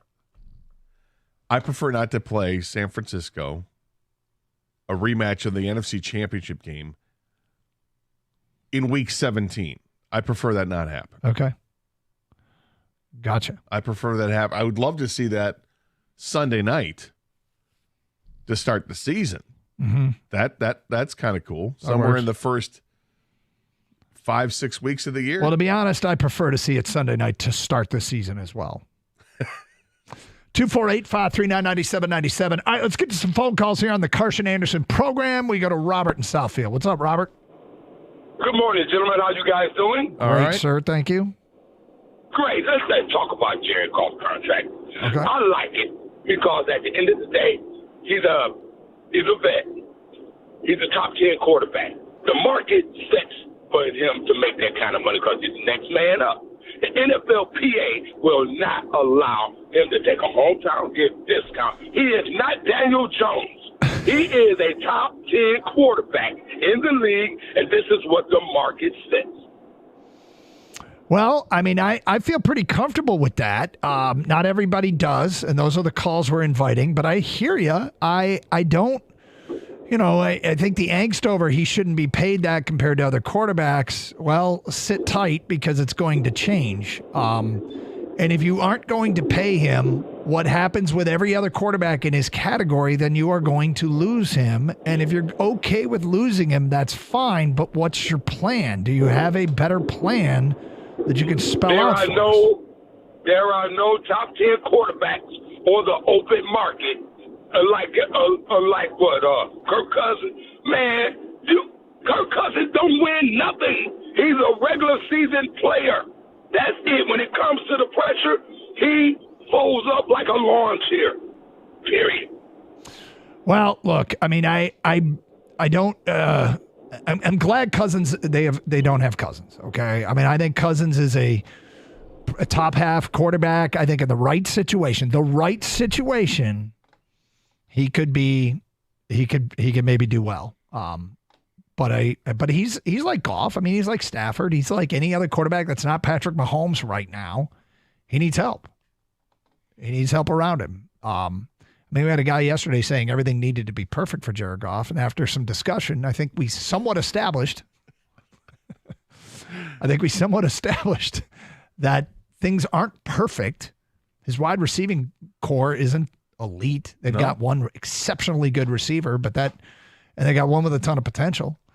But then they got dudes, and their rookie tight end was really, really good last year, but he's not the best tight end in the league yet. He could be. I mean, right now, if there was a draft of tight ends and you look at what they're getting out of him for what they're paying him, he might go top because of the value of rookie contract guy that looks at, but he's not the best. I mean, if you had a 4th and 4 and had to pick a tight end that was your number one option, he probably wouldn't be the guy that people would pick right now. But things are pretty good. Like, they've built the team that can win with this guy, which is nice. Yeah. I'm surprised that people aren't taking you up on your offer to well, give me your reset. plan. Yeah, I mean, give me your plan. If it's not plan? Goff, if you don't like the contract, what would the plan be? They don't believe that Gator. They don't believe that Doug's not going to yell at him. I'm not. I understand. The way Doug treated me on the San Francisco game. Okay, now you're feeding into a perception, and I don't think that's productive for the show, Gator. So I'll pretend to be a caller, Doug. Hi, first-time caller, guys. Bring. My plan is Hendon Hooker, Doug. Okay, so do you want Hendon Hooker to start game 1 this coming season? No, but 2025, he's my starter. All right, so you are going to play out this year with Goff. Are you worried about Goff, the Goff storyline, undermining a team with Super Bowl aspirations? No, Dan Campbell, Brad Holmes have built such a strong culture there that they all have one goal in mind, and that's to win the Super Bowl. Okay, so you think that they're going to try and win a Super Bowl with a quarterback that they don't believe is their best quarterback option? No, he's starting 2024. He's the starting quarterback. Okay. And you go out and you're trying to win the Super Bowl, and you do win the Super Bowl, and then you're making Hendon Hooker your quarterback. We'll cross that bridge when we get to it if we win the Super Bowl. But if we don't, might have to go to Hendon Hooker. Okay. And your Hendon Hooker belief is based upon? Jordan Love. Well, Green Bay did this with Aaron Rodgers. They did not know what they had in Jordan Love. And they said, you know what? We'll take door number 2.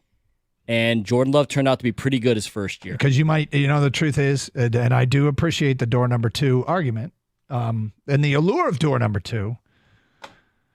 But a wise man named Peter Griffin was once. I'm just gonna be quiet. Was once did a timeshare presentation on the TV show Family Guy, and he knew if he did the timeshare presentation, he'd get a boat. And he got done with the presentation. He said, "I'm not interested." And the guy said, "All right, well, here's your boat, or you can have what's in this box." And Peter Griffin said to his wife Lois, "Wait, the box? We don't know what's in the box." And she said, "Are you crazy, Peter? Just take the boat." And he said, "No, I'm going to take the box. You know what might be in the box? A new boat." So he took the box, and it wasn't a new boat. My point is, behind door number 2, you hope to get a quarterback as good as Goff. First of all, I do not want Hendon Hooker. I don't want people to think that. I'm just playing the You're role playing of along, yeah. because people won't call. They don't want to get yelled at by Doug. I get yelled at by Doug anyway, so I don't care. Oh, yeah. They're used to it.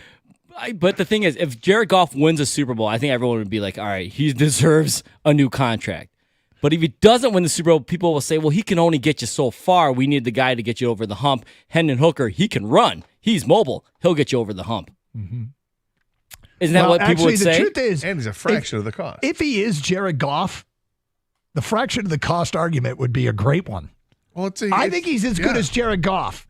And I base that on my scouting of him in college. I love everything about him. I think he can be as good as Jared Goff, and he doesn't cost as much. That would be the Hendon Hooker argument. Well, the argument to your question is, well, what brings you to the conclusion that Hooker can get it done? Well, his last year in college, he was outstanding. It's a complete leap of faith. It's a complete leap of faith. It's not a complete. It's a leap of faith, but to say it's a complete leap of faith is well, here's why I think it's complete. Track record whatsoever to suggest that this guy can even play football. I think it's a complete leap of faith because you're giving up on a guy. You're moving on from a guy that you know can get it done. And so maybe complete leap of faith isn't the right way to put it. A risk that I would not be comfortable taking. Well, it's one right, but again, this is a safe space for the people that want have a different opinion. You know, this play acting Kang just did points out that you can't play realization fair. How tough this might be. You're not going to play fair. No, I'm determined. Phone calls, feedback. Carson Anderson, 97.1. NBA playoffs are underway. It's not too late to get in on the action with FanDuel. Listen to this deal. Right now, new customers get $150 in bonus bets with any winning $5 bet. Any winning $5 bet. So you can literally go find the Joker over under 4 points scored, and you'll win. You won't win any money, but if you win that $5 bet, you get $150 in bonus bets. There you go. $150 bucks to use on same game parlays, live bets, championship futures, and so much more. There's no better place to bet on the playoff action than America's #1 sportsbook. That is FanDuel. Go to FanDuel.com/Doug to get started. That's FanDuel.com/Doug. FanDuel is the official sports betting partner of the NBA. Must be 21 or older and present in Michigan. First online real money wager only. $10 first deposit required. Bonus issued as non-withdrawable bonus bets which expire 7 days after receipt. Gambling problem? Call 1-800-GAMBLER.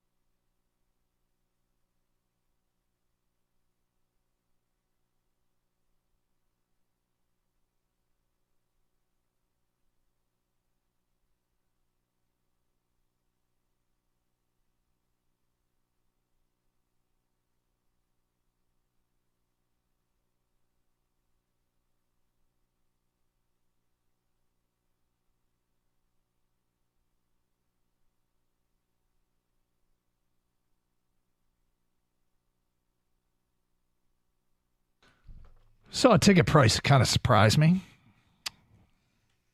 We'll get to that today at 11:05. 248-539-9797. It's Carson Anderson, 97 a ticket. All right, feedback coming in here regarding the Jared Goff deal. And we're trying to be open to the 14% that voted against, that did not approve of the Jared Goff deal. We want to hear what's the alternative? If you're not going to sign Jared Goff, I assume you're going to play this year out and either franchise him or let him go.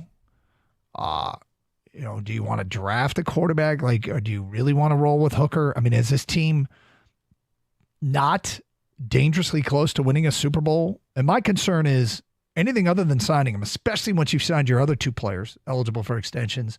If you didn't sign him, I think you'd have a storyline that could undermine a Super Bowl caliber team. But others don't seem to be as concerned about that. Gator, we've gone a long way in talking about, I don't like the wry smile. You have something to say. You get this wry smile on your face. We've gone a long way to changing the culture of an organization that had a crappy culture for the better part of 60 years.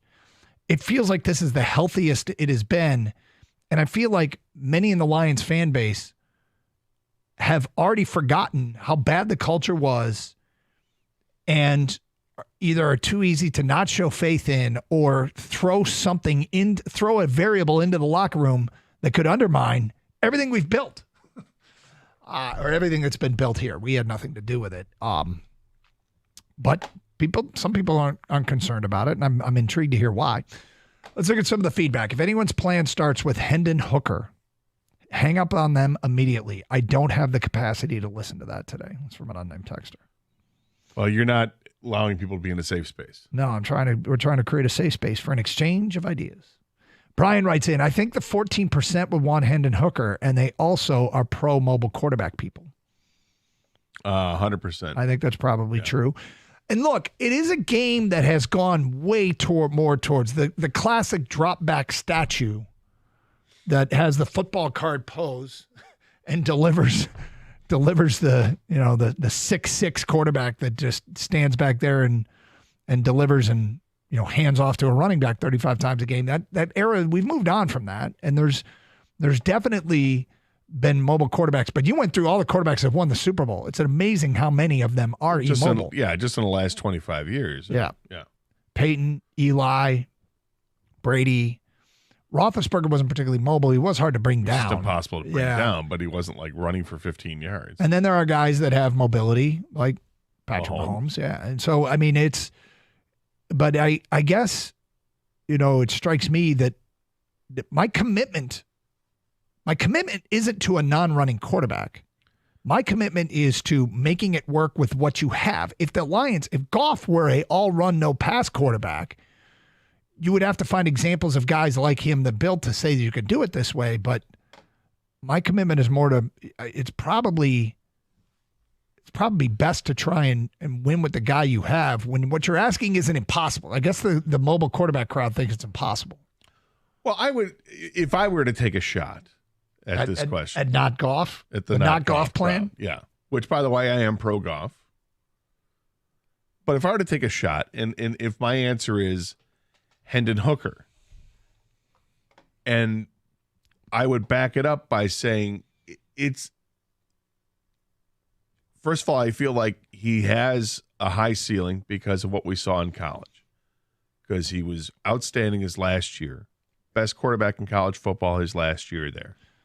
He's been with the organization now for a year, learning behind the scenes. Mm-hmm.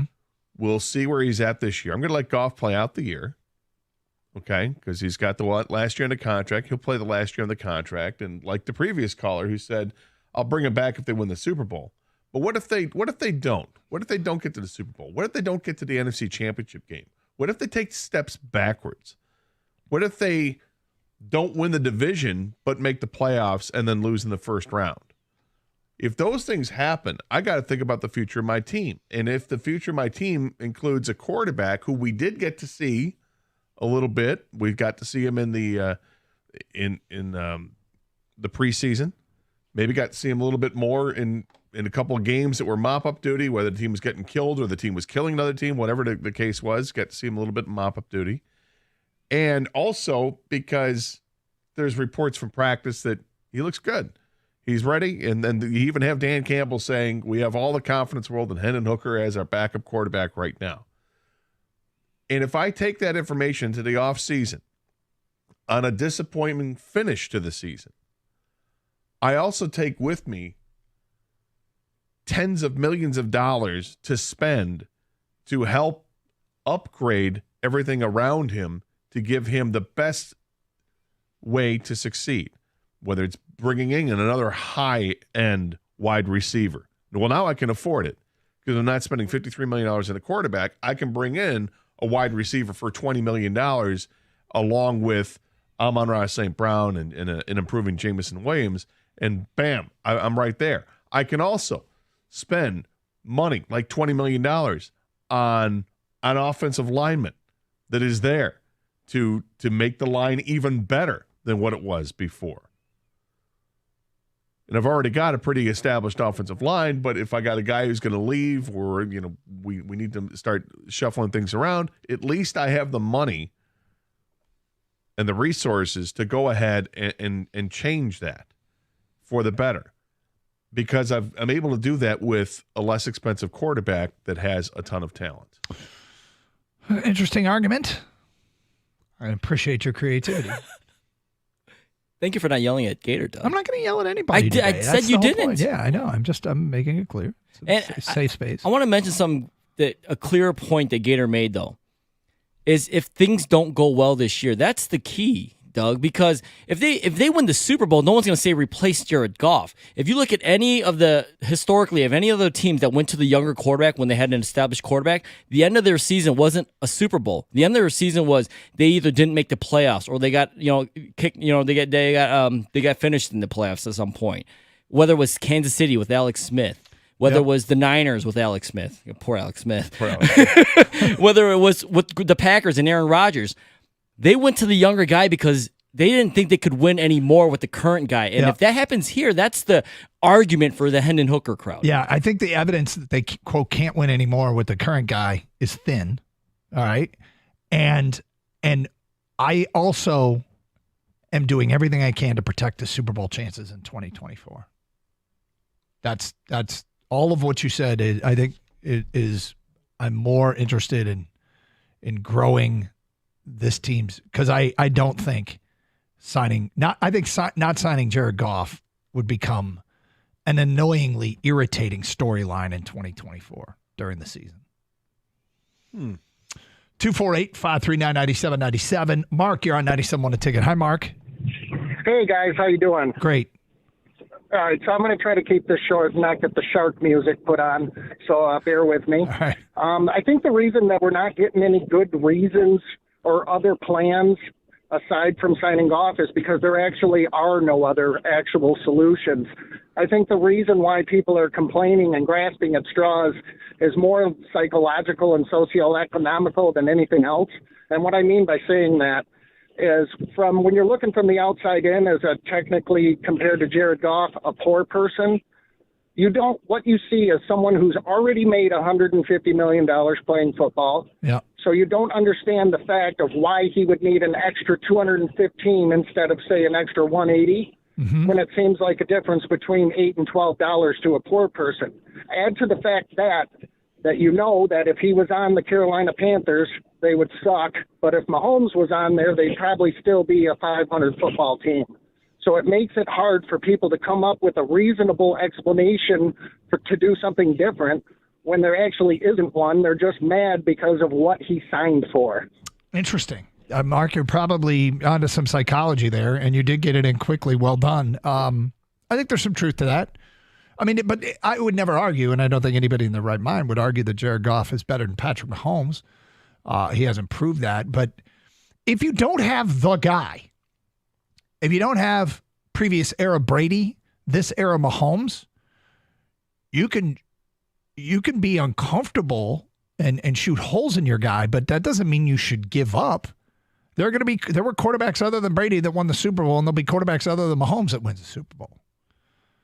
And so why not try and be that guy? Because finding the Brady and Mahomes thing, it's like saying, well, my financial plan is I'm just going to win the lottery. Yeah, I think another psychological thing in this is that people don't want to see, like, if they don't think that he's good enough for this team to win, and they think that other teams might think that he's good enough for them to win, like, they don't want to see him go away for nothing or stay here and not be able to get anything out of it. Like, if these people are convinced that Goff is not the guy, and you just locked him up for the next 5 years effectively, because it's this year is not part of the contract, and then you've got 4-year extension on that. At the end of that, you think you're not going to get anything out of it. You can't trade him for anything. It's just not there. Where right now, maybe you could trade him. You can get it while it's hot. Send this quarterback out there. You get a first-round pick for him in return. 248-539-9797. All right, Gator, got a ticket price question. I'll ask you to estimate a ticket price. We'll get to that today at 11:05. Do have a question for Lions fans that either are season ticket holders or just going to watch the games. With the schedule release coming up tonight, I wonder how much you're hoping for this. We'll get to that at 11:10 here on Carson Anderson, 97.1.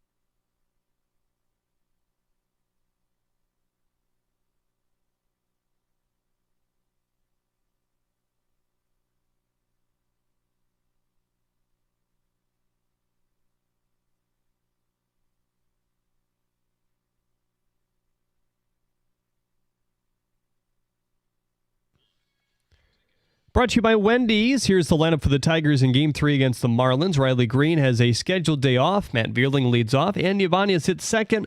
Wenzel Perez is right back in there. He's now hitting .304 after his couple hits yesterday. He was the only Tiger to have multiple hits. Canna, Urshela, and Carpenter in the middle. Spencer Torkelson, Javier Baez, and Carson Kelly at the bottom. Casey Mize will start for Detroit. He has a 3.5 ERA coming into play today. College basketball analyst and radio host Doug Gottlieb was named the new head coach at Green Bay yesterday. Yes, D1's Green Bay. He'll continue hosting on radio, and many are wondering, how in the world can you do that?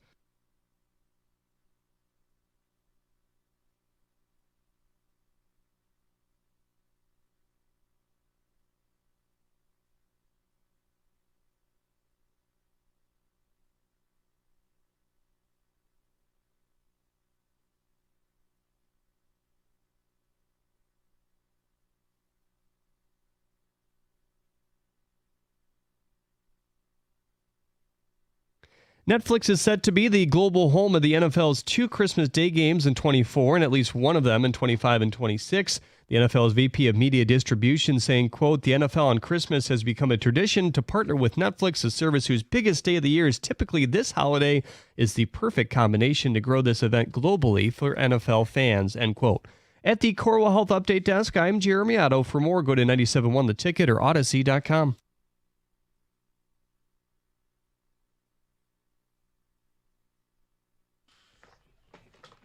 We'll talk about that Netflix deal coming up a little bit later on here on the Carson Anderson program. Thank you, Jeremy. Doug Carson, Scott Anderson, Kanks behind the glass, Kenny answering phones, plus all of you out there listening on 97.1 The Ticket and listening with the Odyssey app. Download it for your mobile device today, AUDACY. Then you can listen to this show and Tiger Baseball and Dan Dickerson's call every single game right here on 97.1 The Ticket. I was out on the porch last night listening. And you were on the porch? Yeah, I was. Were you doing some whittling? I wasn't doing whittling. I was working on a video, but no way. Yeah, go figure. I had the laptop open, editing, I had the Tiger game on, getting frustrated along with everybody else with how it was going. But certainly Dan does a great call. You can listen on the Odyssey app, AUDACY, download for your mobile device today. You can also listen through our website, 971theticket.com, where we stream everything. And if you want to watch the show, we have video. Go to twitch.tv, search up 971 The Ticket, and bam, there we are. You can also search on YouTube for 971 The Ticket, and there we are. Participate in the streaming chat. Good community of people there. 248-539-9797. Brian, you're next on 97.1. Hi, Brian. Hey, good morning, guys. Listen, it just amazes me that the Jared Goff conversation, especially the criticism of the contract, continues. There's perception and there's reality. And I think what occurred when Goff was cast away from Los Angeles killed his reputation, though it's not really accurate. Last night I was just curious about, Goff's playoff record is 5-4, which doesn't sound that amazing, right? But then you start to look at other very highly acclaimed quarterbacks. You guys know what Lamar Jackson's playoff record is? We do. Yeah, he's 2-4, right? Yeah. Yep. Josh Allen is 5-5. Kirk Cousins is 1-4. Dak Prescott is 2-5, right? Jalen Hurts is 2-3. All guys that a lot of Lions fans would say, "Oh, I want that guy." But Goff walked into 2 really lousy situations, both in L.A. and in here, right here in Detroit. There are 2 rebuilds, and he's managed. Yeah, and it's not like, listen, he's on pace if he continues to match what Aaron Rodgers' playoff record is, which is 12-10. But Aaron Rodgers walked into a transitional situation. Green Bay planned well, right, to go from the Favre era to the Rodgers era. Rodgers didn't start out like Goff did in both L.A. and here. And I can't blame the guy for having a chip on his shoulder, meaning Goff, for the way that he's perceived, because the truth of the matter is the guy has performed. Well, you play devil's advocate here. Does this contract take the edge away from him now? Can he still have a chip on his shoulder when he's getting paid the second most in the NFL? If you listen to 97.1 The Ticket between about noon and 2 yesterday, he could cultivate a very real chip. Well, yeah, well, exactly. Well, and that's why I say it amazes me. And listen, he was a wealthy guy before 2 days ago, whenever that contract agreement came around, right? He was a wealthy guy when he left L.A., whether he ever played it down or not. I don't think that's what drives this guy. And I mean, I don't pretend to know him, but I don't see why he would be any less motivated to do what he's done. He seems to be really, appreciated by his teammates, which again is very telling to me, right? Yep. He's one of them. His guys like him. I don't know. I don't know. Listen, I hope Hendon Hooker turns out to have a terrific career, whether it's in Detroit or elsewhere. And, circumstances are going to get him on the field somehow, some way in the next 4 years while Goff is under contract, right? Yep. And we'll see what he has. But I'm not willing to roll the dice, and I'm 63 years old. So, my first memory of the Lions is Tom Dempsey kicking a field goal. You need it to, Brian. Look, none of us are getting younger, but you're wanting it to happen now. You're wanting. Let's go. Let's make a run at this thing right now. One more here. John, you're on 97.1 The Ticket. Hi, John. Thanks, guys. I think the thing that gets overlooked with Goff is he's in really rare company when it comes to progressions when he's throwing. Mm-hmm. He's one guy who can start at his first progression, go to his fourth progression, and return and throw the ball to his first progression. And obviously that's a statement about the Lions line, but still, he didn't have that line with the Rams, and he was able to do it there too. And there's like 6-8 guys since the 90s that could do that. Stafford, Manning, Eli Manning, Brady. I mean, the guy is in, whether you like him or not, he has the ability to do those things, and a lot of people overlook it. I think you're right. I mean, look, there's not enough appreciation for how hard it is to do or to find a guy that can do what he did last year and what he's kind of done consistently for over 2 years now in Detroit, how well he's played. So, I guess, though, if you're not the guy, if you're not Mahomes, there'll be some people that don't want you to sign a contract anywhere close to that, even though that's the way you keep this guy. And there'll be guys other than Mahomes that win Super Bowls. All right, I got a question about a ticket price for you and for King. Okay. Last night was the debut of Caitlin Clark for the Indiana Fever in the WNBA. Yep. They were on the road. I believe their first home game is tomorrow. What do you suspect the buy-in price is right now for Caitlin Clark's home debut with the Indiana Fever? Ooh. Buy-in price is going to be... Secondary market, tickets available. It's going to be expensive. There are tickets available, you said, or is this... This is, I'm assuming, I don't know if there's... on the secondary market. Yeah, I don't know. I'm going to have to go look at here's something I've never done. Indiana Fever website. I will search that up and see if there are... Pretty sure it's a sellout. I'm trying to make sure because before I make my guess, Gator, you know what I mean? Right. I hear you. All right. It'd be nice if Doug had done the homework on Ticket this. Central. Oh, this is not a question I was anticipating. Perhaps I should have. But let's take a look. Tickets. Now, does this lead me to secondary market or first dairy market? Let's assume it's a secondary market. All right. Okay. Unless the price is low, and then we're like, well, obviously you can buy them from the website. I've got my favorite, the seat matrix up. There are tickets available. I'll tell you that. Not secondary market. There's a lot of secondary market tickets, but there's a smattering of the blue dots. Mm-hmm. Are the blue dots concentrated in really high-priced areas? The blue dots are spread throughout. But there's, I don't know. So not a sellout, but... So if it's a buy-in price, and $70. Okay. I was going to go 50. Okay. I was going to think it was way higher than that, but when he says that there's the matrix shows the seats available. The dot matrix seat map? Yeah. Yeah, but I want to change my answer from 70. Okay. $49. Well, wow. You want to change your answer? Yeah, I do. 48. Actually, I would go down to, because if what you're saying is that there are seats available, and they're all over, it's got to be like $35. I was going to say $27.50. Let me be clear about all over. They're not concentrated to one area. I think there's maybe 100, maybe a little bit more. I don't know, but the map is. Oh, that's the other thing. We got to trust Doug's ability to judge. Well, do you want to come look at this dot matrix? Yeah, and you tell me, how you want to. There's more red dots than blue dots. Blue dots represent. Well, now you're going to see the prices. Okay, the blue dots represent the first, over the counter from the Fever themselves. The red dots represent secondary market tickets. All right, so it looks like I would say 9/10 or lower secondary. bowl only. Kind of. No. Did I miss the upper bowl? All right, I'm going to go $35. Okay. All right. I'm going to go 34. The buy-in price for the Indiana Fever's Home debut with Caitlin Clark. $6. I'd buy a ticket, I'm even if I didn't show shocked. up. I'm shocked. I'm stunned. As a collector, guys, I just have that first Caitlin Clark home game ticket. Sure. $6.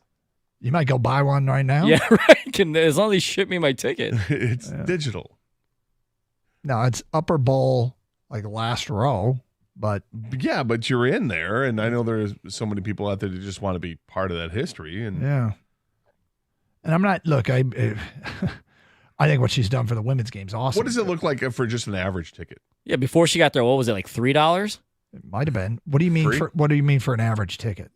Pick something in the upper bowl that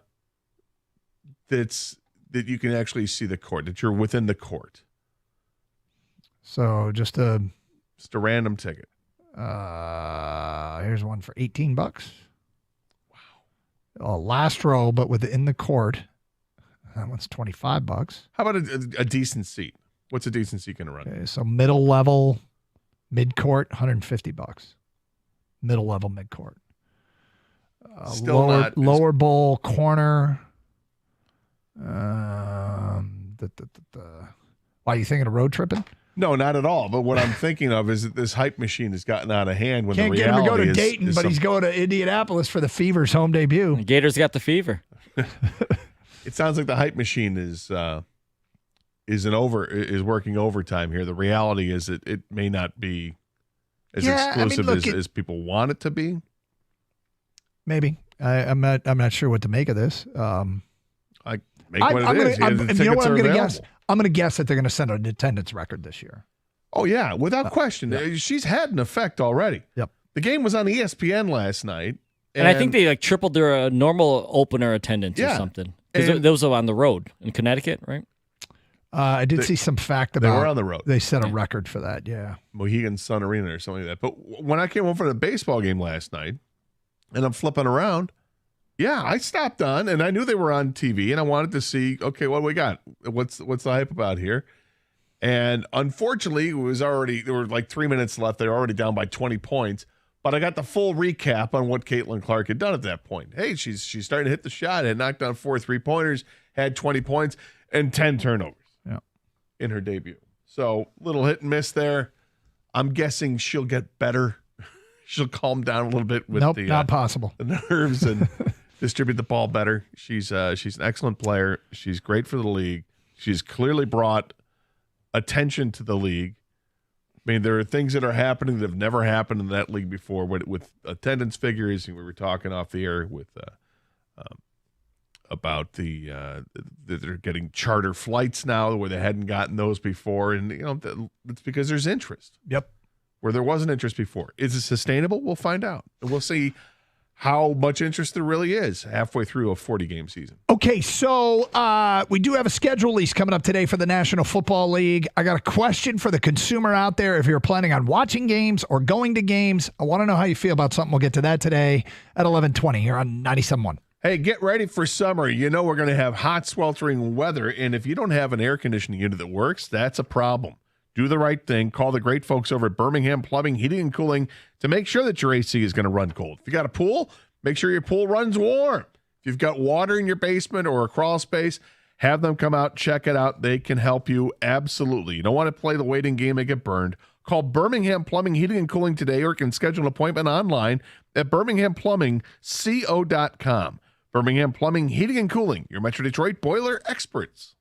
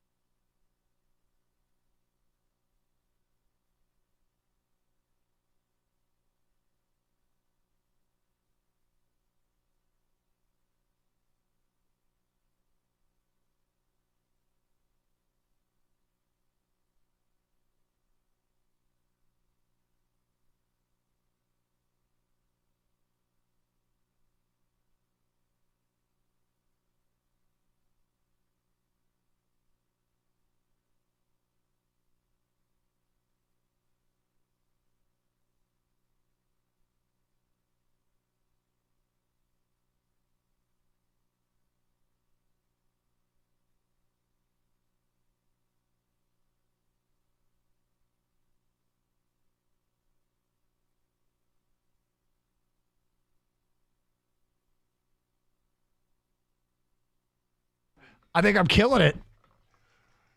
All right, I got Kevin, Neil, Andre, Eric, Becky, Julie, and there's one more. I'm tempted to see if anybody knows what we're trying to do. I don't think there was a Neil. I think there was a Neil. Not in that first one. I think there was a Neil. Kevin, Neil, Andre, Eric, Becky, Julie. Kang, you know what we're doing? Girls in my kindergarten class? No. This is before all the Olivia, Sophia's, and Madison's. Yeah, that's right. Because Neil was London. Was there a Neil in New York? I think so. You're giving away what we're doing, but well, yeah, I know. We didn't say we were. Don't need a slow burn here, do we? No, we really don't. This probably isn't the. Gator and I, off the top of our heads, are trying to name the entire cast of Real World 1. And there's a female. Oh, it was a black chick. What was her name? She was funny as hell. I can't remember her name. Who was the guy from Michigan? That was Andre, wasn't Andre? it? All right, I'm going to look it up so we don't do this forever. Yeah, please, let's not. I thought there were two guys that may have had the same first name, but I think I'm. All right, here we go. Yep. Eric, Andre, Kevin, Norm. Wasn't Neil, it was Norm. Norm? It was Norm. I don't remember Norm. Norm might have been. Norman, Norm might have been from Michigan. Yeah, he's from Wakefield, Michigan. Yeah, I remember. Was Norman. Andre from Michigan? Andre was in a band, right? Yes. Why do I think Andre was from Michigan? All right. The female that we couldn't think of was Heather. Julie, Rebecca, Becky, Heather. So you were impressive. You had more than I would have. Andre was from Detroit. There were two guys from Michigan in the first round. That's what it was. Yep. Two guys from Detroit, not two guys with the same name. Yep. Okay. All right, we did all right. There we go. We amuse ourselves. Okay. Yes, exactly. Moving on. So today's a schedule release. And there's rumors, NFL's. There's rumors flying out there. Apparently Jacksonville's a Thanksgiving Day, according to unconfirmed rumors. There is rumors out there that they're opening on Sunday night against the Rams. I don't know about the Rams part, but again, rumor. There's a Monday Night Football rumor that the Lions are going to play San Francisco in Week 17. Now remember, Week 17 is the week prior to the season finale. They would play, if this rumor is correct, they're playing at San Francisco in the next to last week of the season, because the final week of the season, there is no Monday night game. Week 18, there is no Monday night game. So here's my question for the consumer. My question for the consumer is, with today's schedule release, is if you are going to the games or if you are just going to watch at home, post up in the living room, man cave, whatever you do, I wonder if you have different answers. Because one of the things that everybody looks for is Monday night games, Sunday night games, Thursday night games. The random Thursday night game. When did your team get to be, is it on prime time? And I started thinking about how different you might look at it if you go and if you watch. Kang, I asked you, do you think most fans like night games? Yes. Okay. Do you think most fans who go like night games? Maybe not so much. Okay. And that's sort of when you finish the night game at home, you perhaps polish off that last beer, watch 5 minutes of the ESPN recap show, and go to bed. When you're in downtown Detroit and the game ends, it could be a minute before you get home. Yeah, well. So as we sit here and await, I wonder, I'm intrigued to hear if you like the night games or not. And is there such thing as too much of a good thing, especially for the season ticket holder? You know? No, I know what you're saying. And Gator, do I need to play craps on a Monday night? You don't need to. Yeah, Jim. Oh. I will say that when I heard the rumor of a Lions game on Sunday night, was not thrilled. And I don't know if it's why Sunday makes a difference over Monday. Mm-hmm. But I'm looking at it from my standpoint and from a work-related standpoint. And we played a Monday night or Sunday night game recently in the playoffs. Yep. Right? Against, was it the Rams? Yep. Or were they both Sunday night games? And I remember after the game, and I went into the locker room and went into the interview area and did the whole bit post game. Yep. I got to my car an hour after the game had finished, and spent the next hour still in the parking garage, not being able to get out. I mean, look, so I'm a big, when it comes to going to games, I'm in favor typically of parking a 15, 20-minute walk away from a stadium on a street for free, walking to the stadium, going to the game, turn around, walking back to my car, getting in my car and driving away. Now, this isn't great if you're a big tailgater. Got it. You know, if that's your goal. I've done this enough driving into and out of Big Ten stadiums to realize, okay, the parking pass is literally right next to the stadium. But I'll explore street parking because if I got to drive home, I don't want to spend the first hour sitting in the parking lot. And you know, if it takes me 15 minutes to walk to my car to then drive away, that's a 45-minute net gain. So, you know, it all depends on your personal preference. But are you sitting here hoping, like when the schedule comes out tonight, are you hoping for Monday night, Sunday night, and Thursday night games all over the schedule? Or if you're a season ticket holder, are you like, okay, I'm cool with one Monday night game. I'm cool with one Sunday night game. I don't want 4 of these things. A home Monday, Sunday, and Thursday, and another Monday. And I don't want to get a game flexed, you know, to another Sunday night, because this is what happens. Like it's funny, all the rumors about the Chiefs Thursday night opener. Now there's a Chiefs Christmas Day game that's rumored to be out there. Well, like if you're a Chiefs fan, I mean, you probably are like, oh wow, we've got a Sunday at 1 game. Weird. Well, Sunday at 1 in back-to-back weeks? I really hope the Lions are not playing on Christmas Day. You know what day of the week Christmas is this year? Isn't it like a Tuesday or Wednesday? It's a Wednesday. Yeah. I really hope they're not playing on that day. Why? Well, because I like to treat Christmas as what it is. It's a holiday. Mm-hmm. And if they're playing a game on Christmas Day, it ends up being more of a work day. And I don't want the distraction from what Christmas is supposed to be, that celebration time, right? It's sacred. I hate that the NFL is doing this, that they're adding these games on Christmas Day. You can always cancel your Netflix and then you don't have to watch. See, well, but that's not the point. I don't like that they're doing it in the first place. And all right, I think it's brilliant for them and Netflix. I mean, they're going to make a ton of money off of this. Mm-hmm. You don't say. We'll get into that coming up. But first things first. What do you are you hoping for a bunch of Monday night, Thursday night, and Sunday night games, or is there such thing as too much of a good thing? And we do want you to declare: I go to the games or I don't go to the games. I'm a season ticket holder or I'm a post up at home guy. 248-539-9797, 97.1 The Ticket.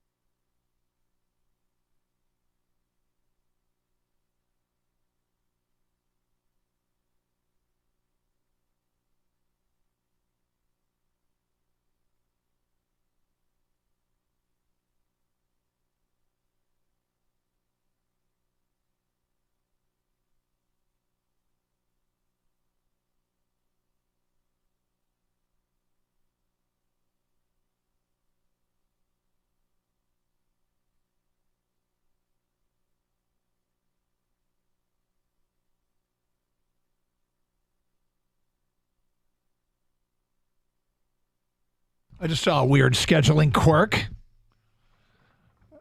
It's being announced as fact.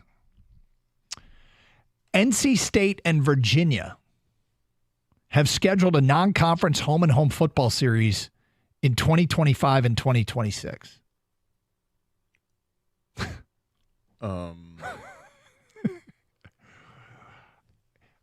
Yes, Mr. Anderson, you have a question. Yes, it's two questions, three really. First, what conference does Virginia play in? The ACC. Okay, thank you very much. Yeah. Secondly, what conference does NC State play in? The ACC. Third question. Dude, the hell?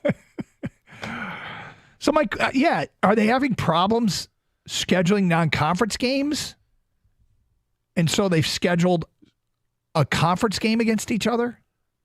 A non-conference game against each other? It's a non-conference game that's within a conference opponent. Is that like if you play 8 conference games and you realize that on that schedule, the 8 games on whatever year, Virginia is not playing NC State. So they decide they want to play NC State, but it'll count as a non-conference game. Maybe ask yourself this question. Is that am I getting that right? Yeah. Do you really want to live in a world where NC State and Virginia don't play every year?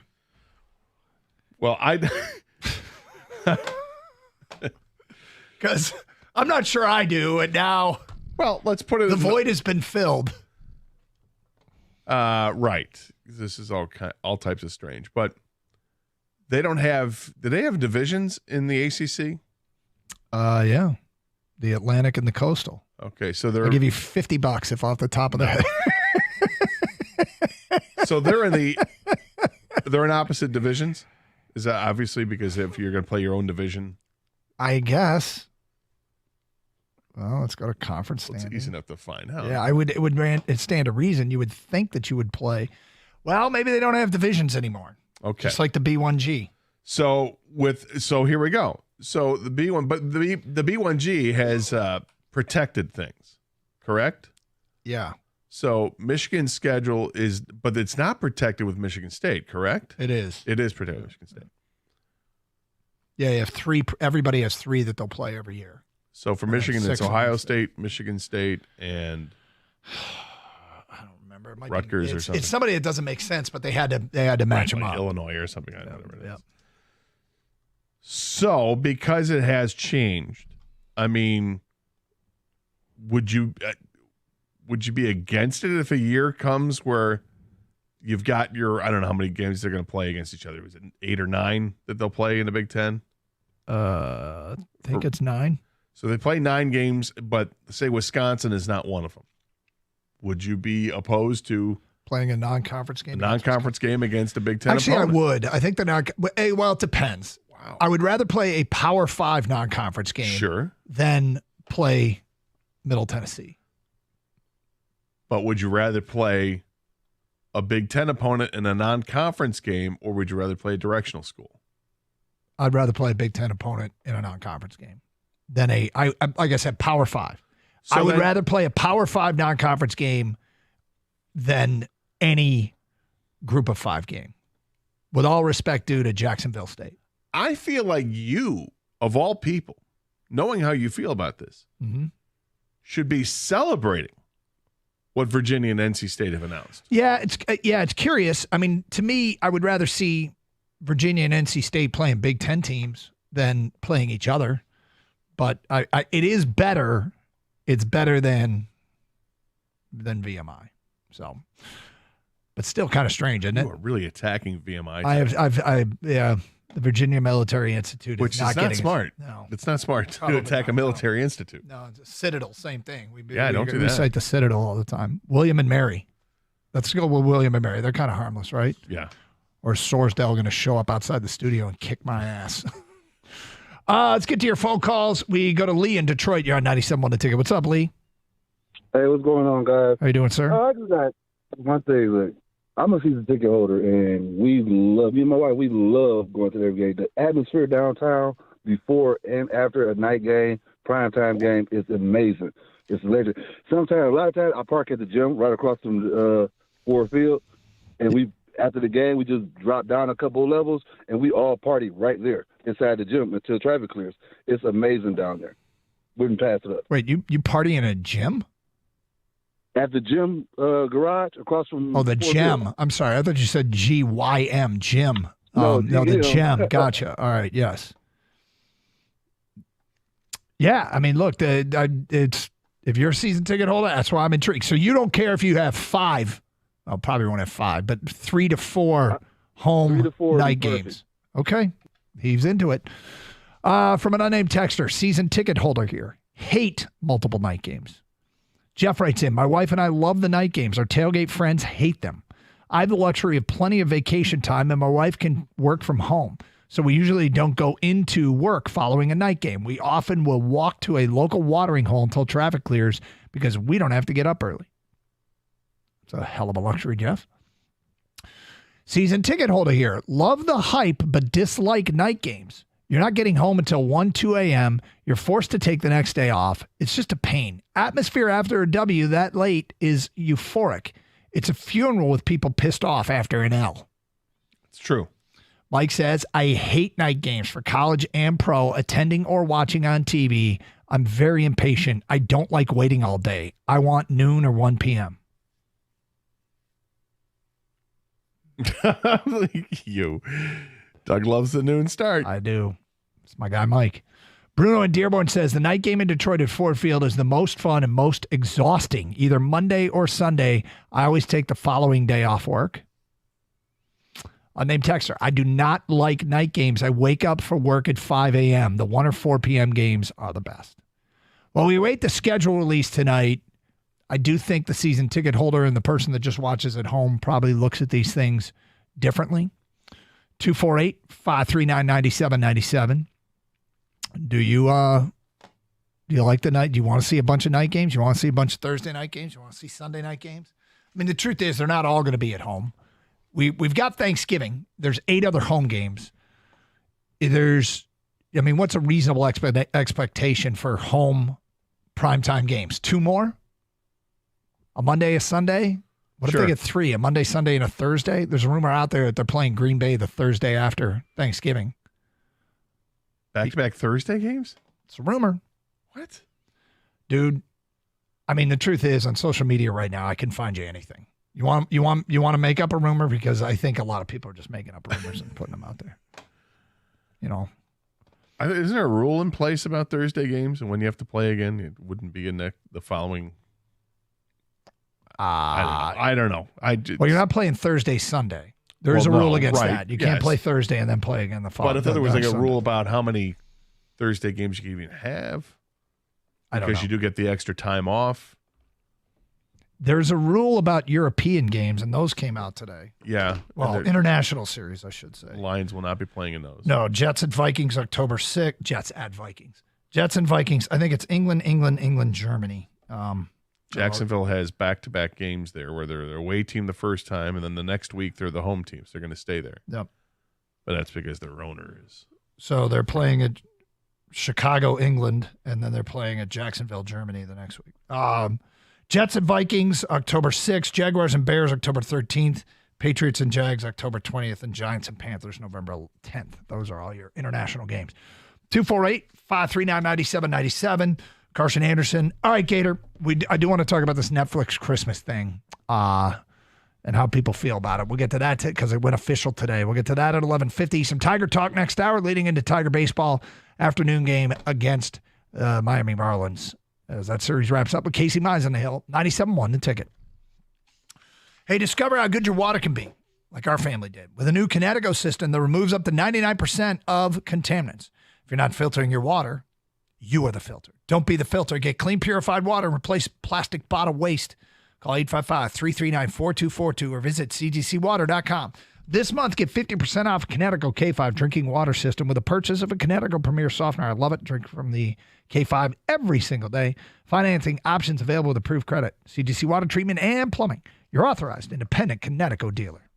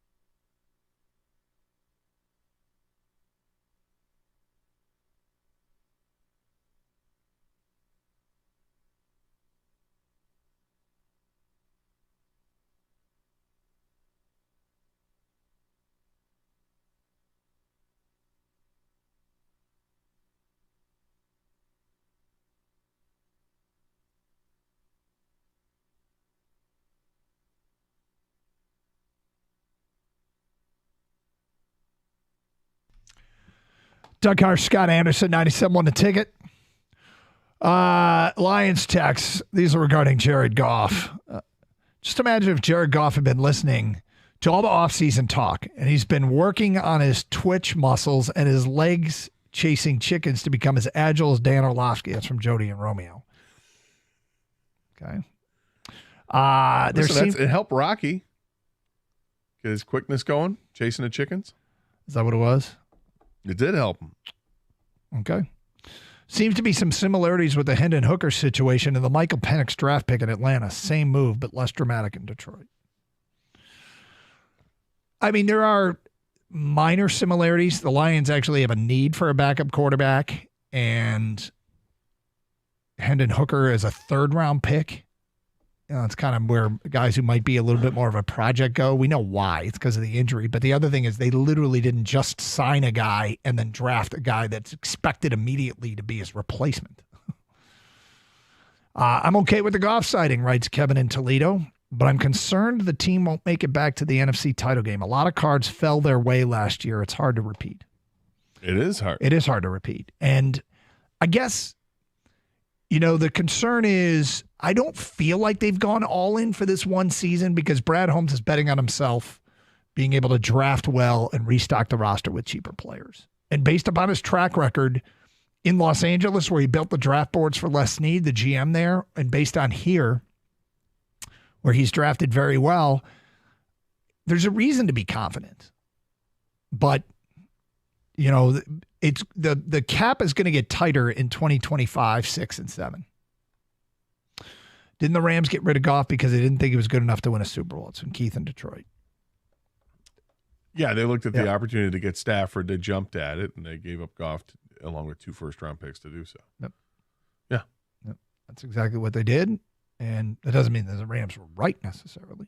Well, they won a Super Bowl. I think it says they were right. No, as far as Goff is concerned. I don't think they could have won with Goff. Doug, must I remind you that Goff choked in the Super Bowl and the NFC Championship. He's not going to wake up and be Brady. Holmes traded up for a quarterback. You typically don't trade up to draft a quarterback if you have your franchise quarterback. Why not give Hooker a chance? People seem to forget he has more weapons around him than 95% of quarterbacks. Does he? Does he? He doesn't. So you think that the Lions skill position players rank, if it's 95%, you think they rank second in the NFL? Yeah, right. Second or third, whatever Yeah, it would be. yeah. No, they don't. They don't. They have good running backs that become even better because the offensive line is good. They have a top 8 wide receiver. I'll give him top 5. Okay. I like Amon-Ra. Okay. A lot. I give him top 5. Outside of that, where's the next wide receiver ranked? Yeah, where does Jameson Williams step in the I mean, is he top 60? I don't know. Look, we love his potential. Sam Laporta, where does he rank in tight ends? Top 10 in tight Probably, ends? probably, with potential to be better. Yeah. So, I mean, and on top of that, are you saying Goff choked in the NFC Championship game he just played? Goff choked? I really hope that you meant with the Rams or something because that doesn't make any sense. And I don't even. Well, the Rams, did they? I'm trying to remember if they made it back to the NFC title game. I don't think they did. I don't think they did either. He won a playoff game coming off the bench for them. But if you are saying that Goff choked this year in the NFC title game, and that is a premise for an argument against Goff, I struggle with then I guess moving forward with the conversation, because I would not see it that way, that he choked. He didn't drop the passes. No. This is the exact same thing as Alex Smith starting over Mahomes. It might be, but I doubt it. Mahomes was a player that they moved up in the draft to get in the first round. Hooker was a draft and stash. There's a big difference there. Isn't it only the exact same thing if you evaluate Hendon Hooker to be as good as, as good as Patrick Mahomes? Isn't it only, I guess it's only the exact same thing if you already think that Hendon Hooker is going to be better than Goff, which Some It people feels will. like there's thin evidence to support that. Well, there hasn't. It sounds every time we do this, it's like you start getting to attack mode a little bit on Hendon Hooker or the Hendon Hooker crowd because you're right, Doug. He hasn't had a shred of evidence to show it at the NFL level because that's all I'm saying. He's recovered from a ACL injury he suffered in college when he was the best player in college football before he got hurt. He was a exceptionally good quarterback in that offense. I completely agree. There's the next downgrade. Okay, but the offense. But if you look at quarterbacks coming into the league, even if he was the best, and we agree he was the best, there are quarterbacks like this that fail all the time. And so to say that you already think he's better than Goff feels to me like it's a real stab in the dark. But it's somebody's opinion that they have because they like the player. That's all it is. I know. And this is why I don't agree with it. It's because the evidence is extraordinarily thin. Had you been doing radio in Kansas City, Doug, do you think you'd be saying the same thing about Mahomes when they made the switch? I don't know. Do you know what I mean? Because he didn't have any. But there's a difference. Like if we had practice reports and you had sources telling you, oh my God, we killed it with the Hendon Hooker pick. There's nothing yet. Because he hasn't practiced. Well, I know exactly, you know that. exactly. So if I'll give you an example, okay?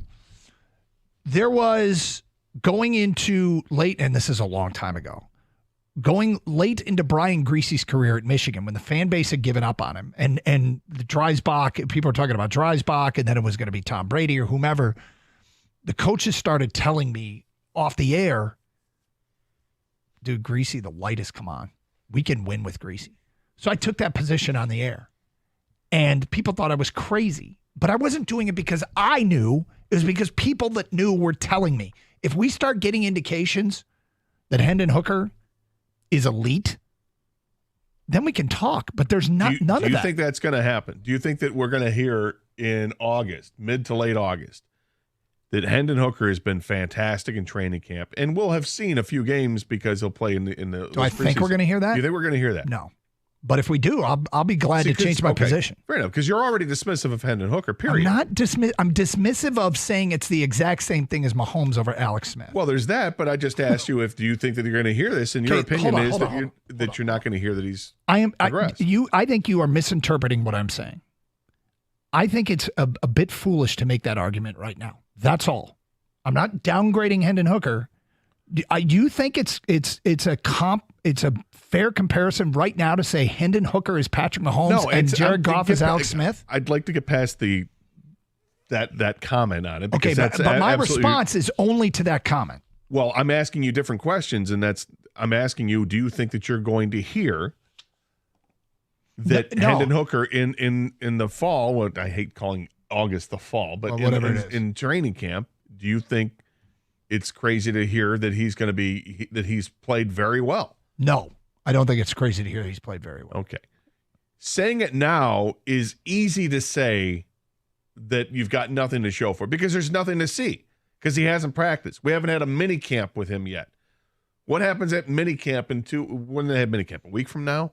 2 weeks from now? OTAs, I think, are next weekend. Okay. So when they get to that, and we're going to be dying to see what people have to say about it, right? Mm-hmm. And because he's going to get a ton of reps.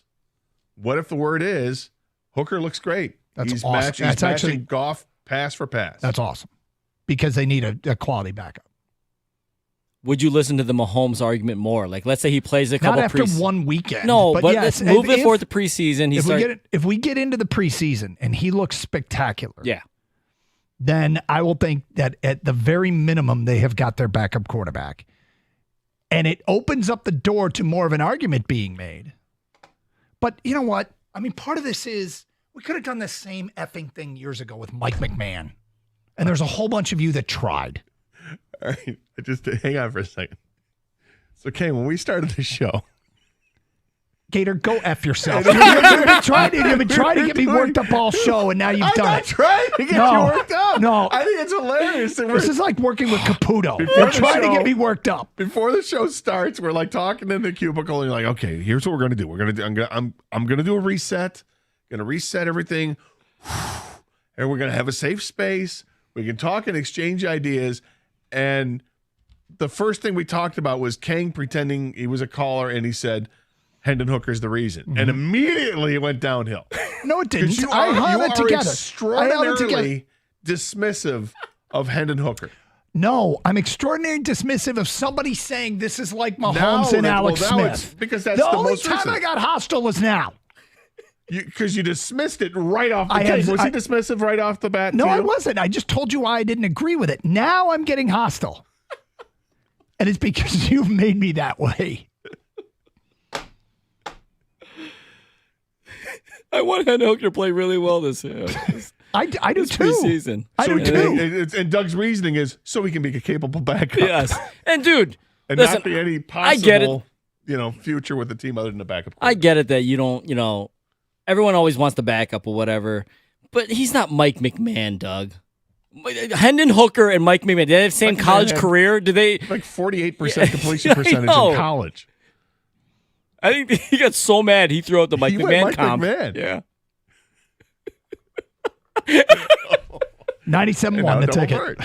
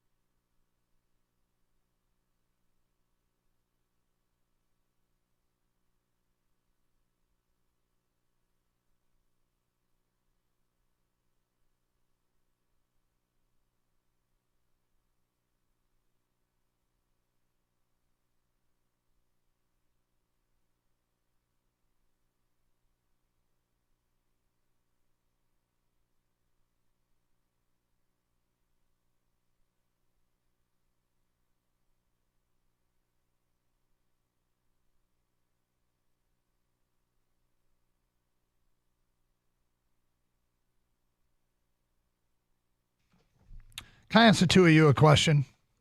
Okay. Scott Anderson and Kang win.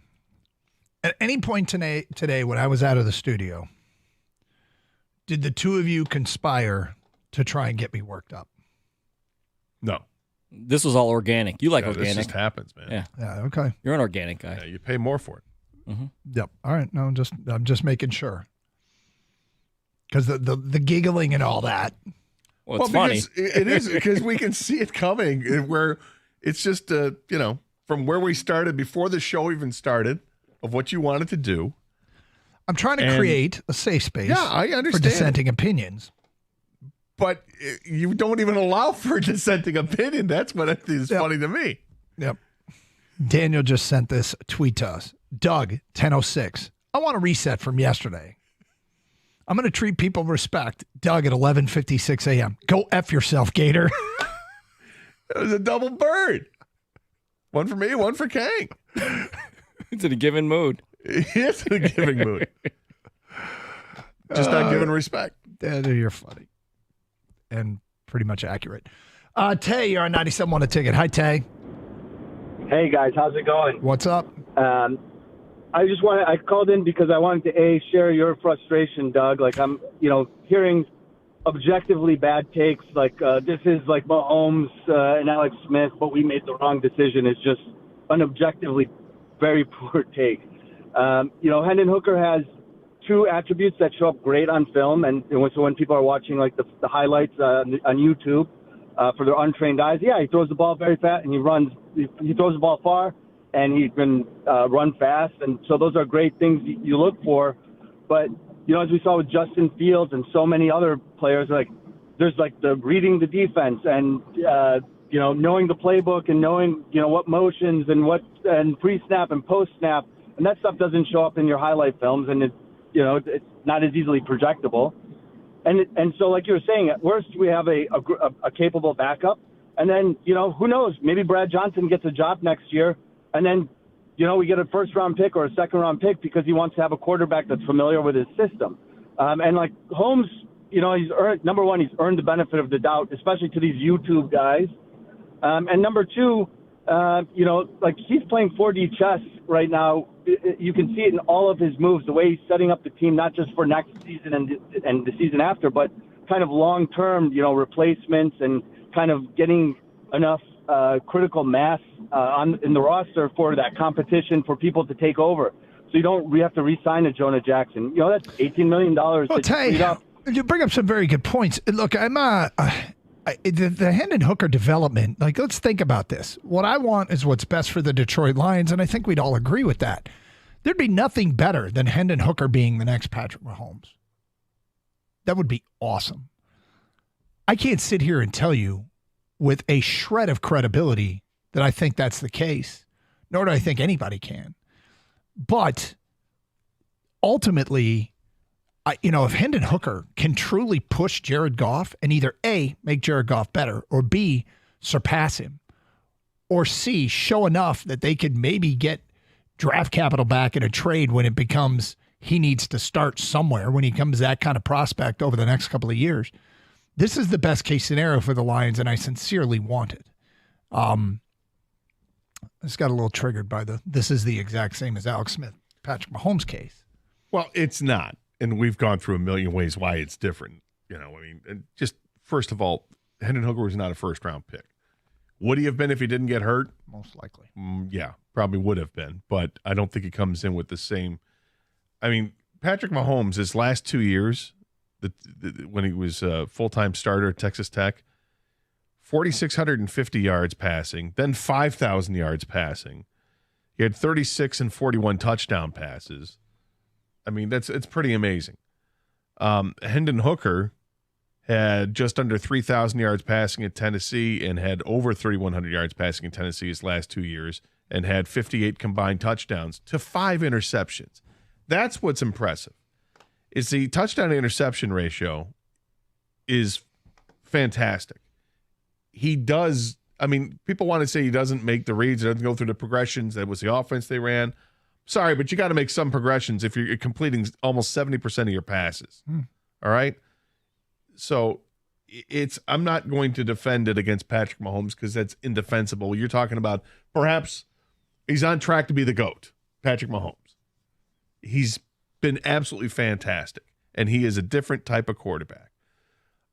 I don't even want to get into that comparison other than did the Lions draft the guy that they thought that they could stash for a couple of years and eventually be the guy? Is Jared Goff effectively like an Alex Smith, and that Alex Smith won where he was at, but he was always setting it up for the next guy? He did that in San Francisco. He did that in Kansas City, and kind of started to do that in Washington as well.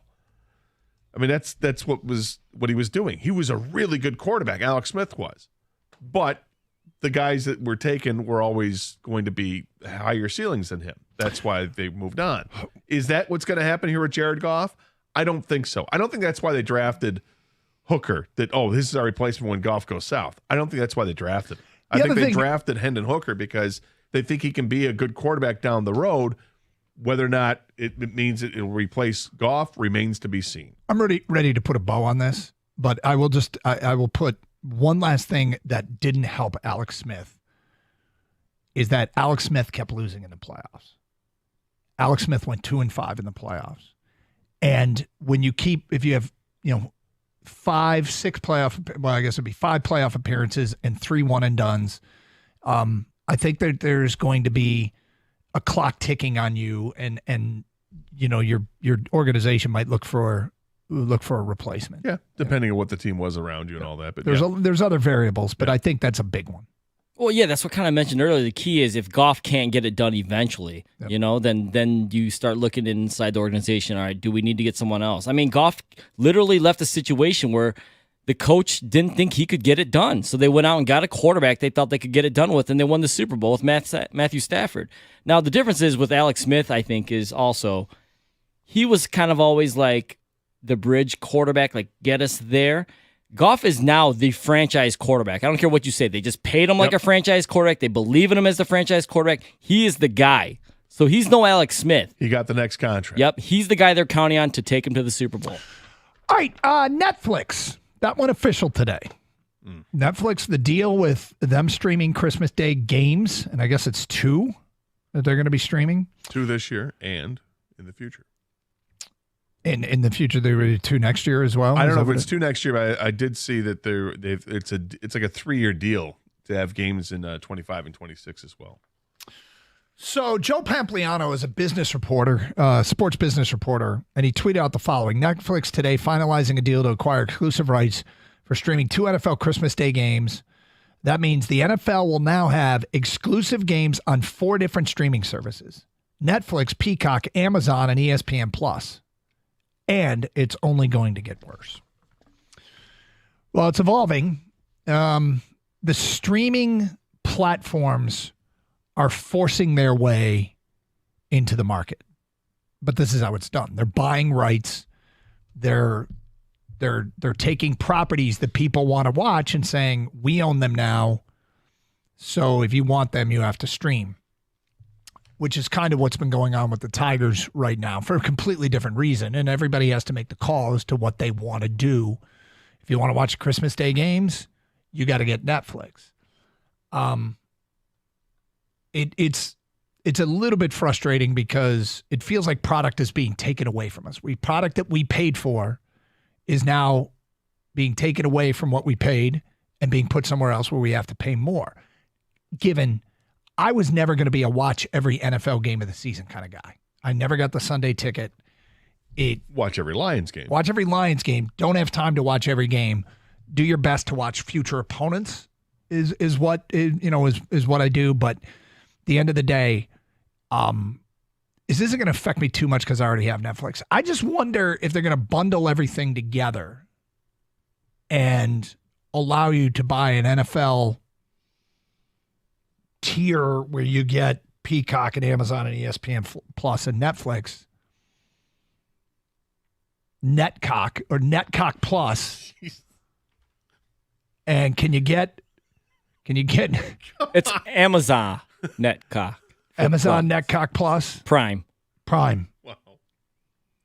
Pflix Zon Plus. That's not any better. Can we get PFlix Plus, Zon? Amaflix Net Plus, PN. Where we get all the games. You all right, Gator? Oh, you're all right. Will you download that app? Funny, I was supposed to get football. That doesn't appear when I'm watching. Wait a second. Right? Don't we combine them into one bundle?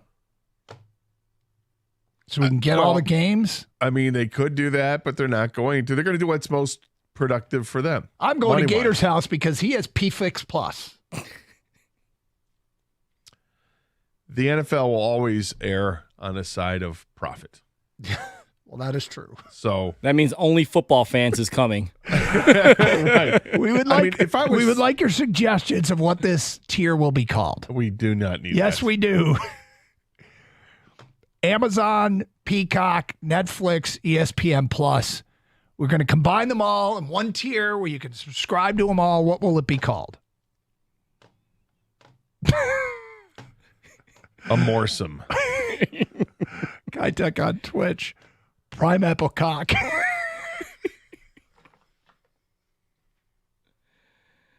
It's quite the bundle. It is. It's quite the package Yeah, it's you quite a have there, package Doug. they got there, yeah. I see it includes Peacock and others. What do you got? What are we going to call this tier? Hey, the best of what AJ Hinch told the morning show, including, are you going to bench Javi Baez if this continues? Interesting answer from the skip. Coming up before we go to Tiger Baseball today at 12:40.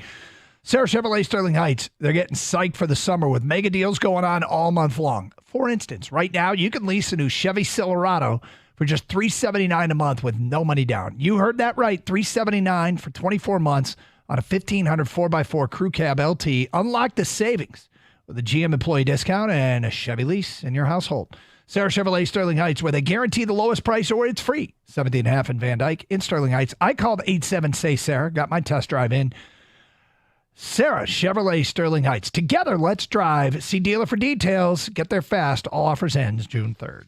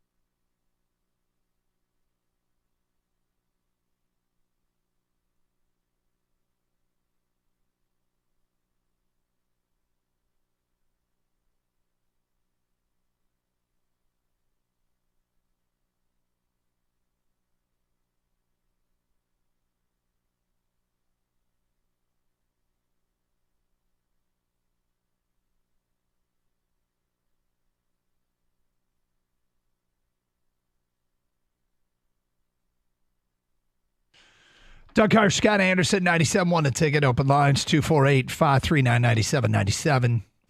All right, so Tiger baseball this afternoon. Gator, you were at the game last night at Comerica Park. Were you able to watch it? What do you mean was able to watch? Were you there and you were able to watch it? I was able to watch it, yes, because I was at the game. How was it? It was... Was it glorious? I love going to the game. Yeah. But it was disappointing, Doug. The outcome was? Yes, very much so. I invite being able to see them, even if they lose. I miss the Tigers. At some point, I have to pull the trigger. Yeah, I'm probably going to pull the trigger. Well, you've pulled the trigger on the Fubo package. And yeah. Now you are looking at the Bally's free trial. Are you going to do free trial and then decide? I mean, yeah, why not? Yeah. Because maybe look, is it wishful thinking in a week to get things done? Of course it is. But we all hope. The default is that if they don't resolve it in a week, then I pay for the app. Well, all in all, they still have a chance to win the series. Casey Mize going for the Tigers. Gino Urshela is back. Riley Green has been struggling. They're a 500 team. Let me ask you a question about last night's game. It moved, man. You had two pitchers throwing up goose eggs. Has baseball gotten to be too quick? I know we complained about lengths of games, but last night's flew by. No, it hasn't gotten too quick. I think you have to realize that there were 8 hits in the game or something. Yep. I mean, nobody got to second base until late in the game.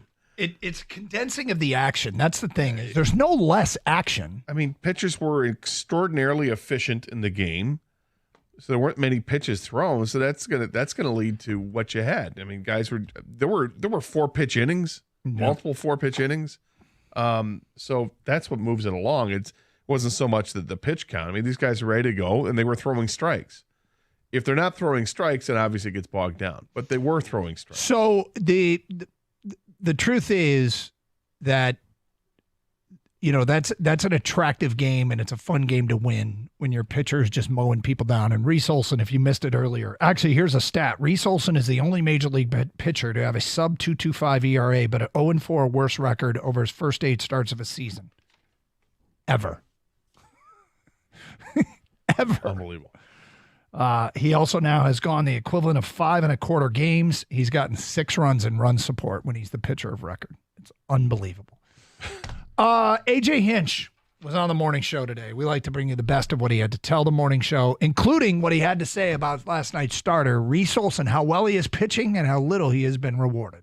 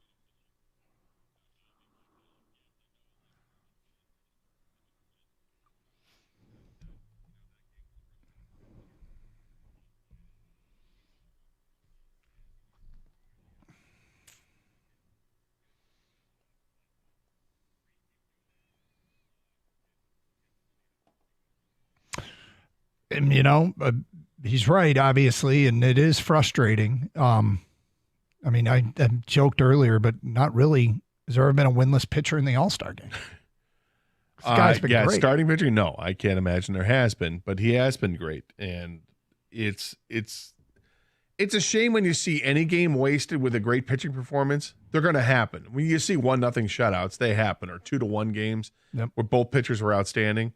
That's what we got last night. Neither pitcher gave up a run. They were amazing.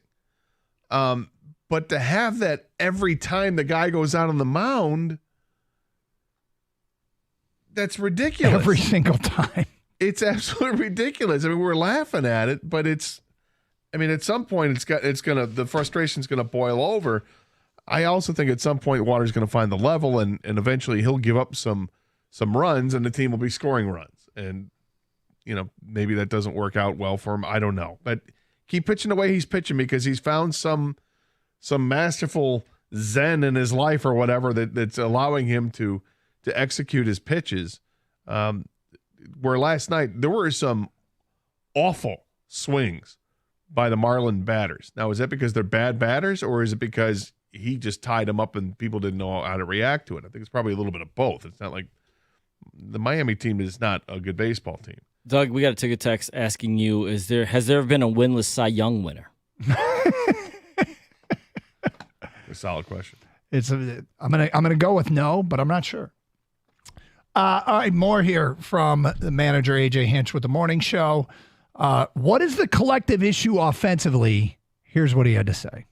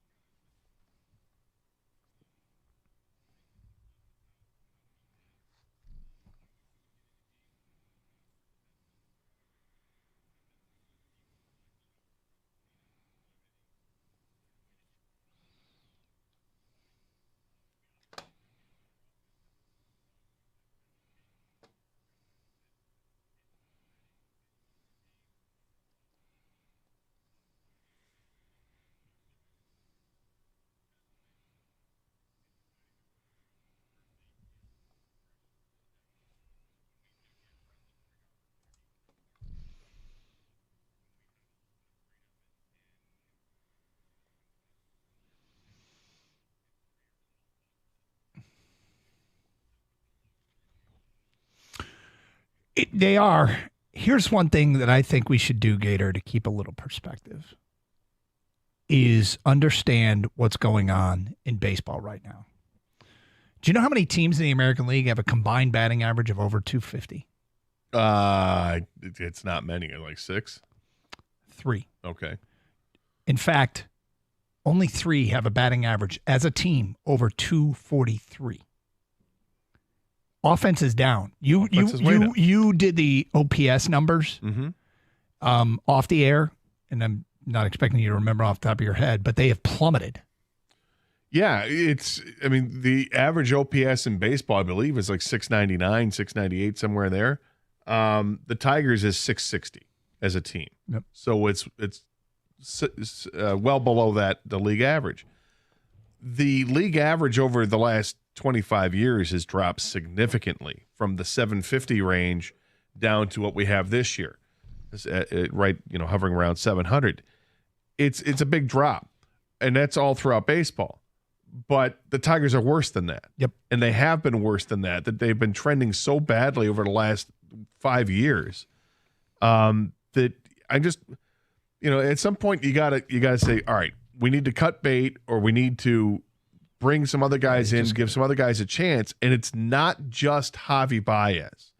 Now, he's easy to point out. He's got the worst OPS on the team at 420. Well, and AJ Hinch talked about, does Baez get benched? The question was asked. His answer is interesting. We'll get to that today at 12:33 on 97.1. You want to hear about a good experience I had with a company? Well, I'm going to tell you. I had some horrible issues with my garage doors. They were on their last legs, literally their last legs. So I called Precision Garage Door. They took my call immediately, scheduled an appointment right away, and they helped me select the perfect door for my house. They got it installed in no time.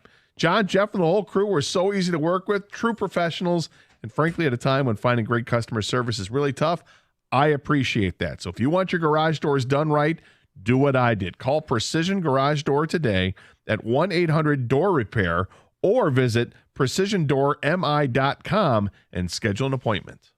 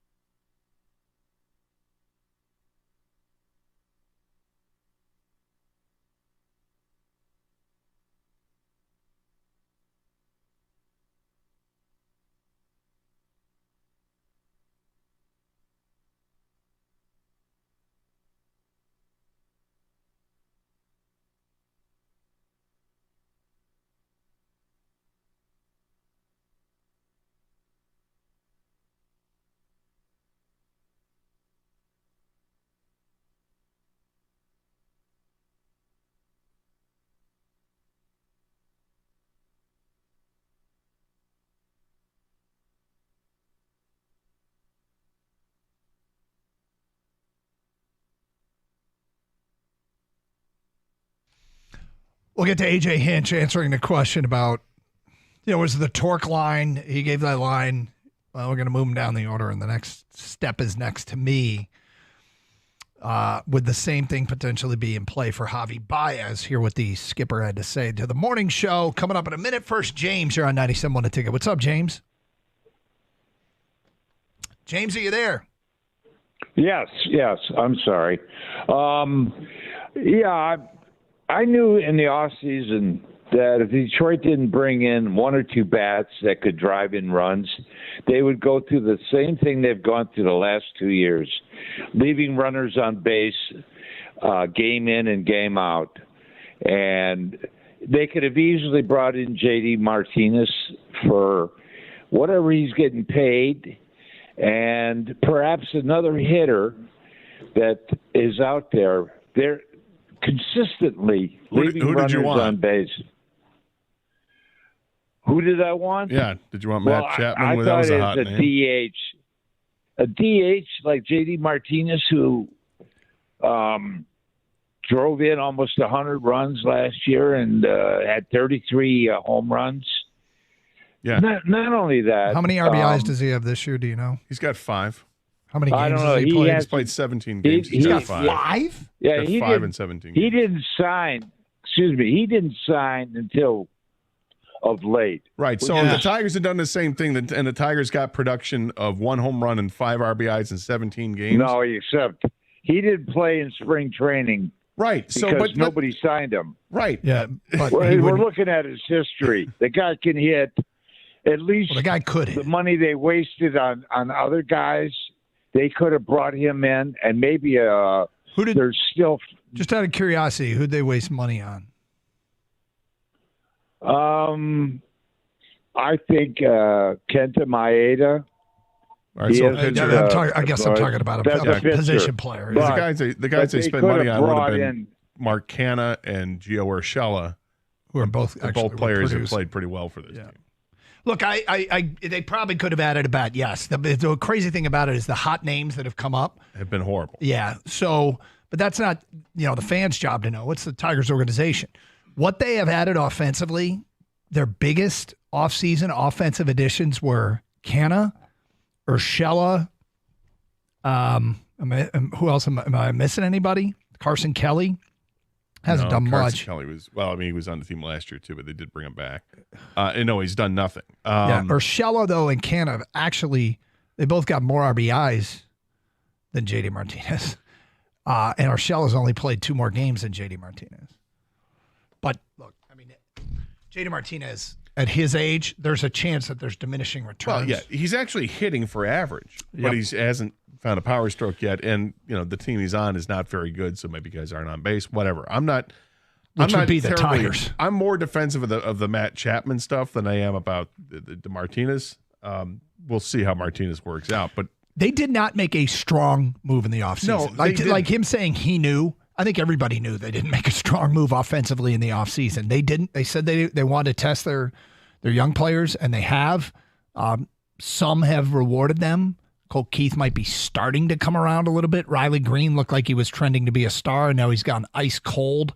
Obviously, Parker Meadows, they gave that a shot and have sent him back. So it's mixed reviews at this point. Torque was obviously going to get a spot, but look, at the end of the day, they did not have an aggressive offseason, and everybody knows it. No, and they don't have a good offensive team.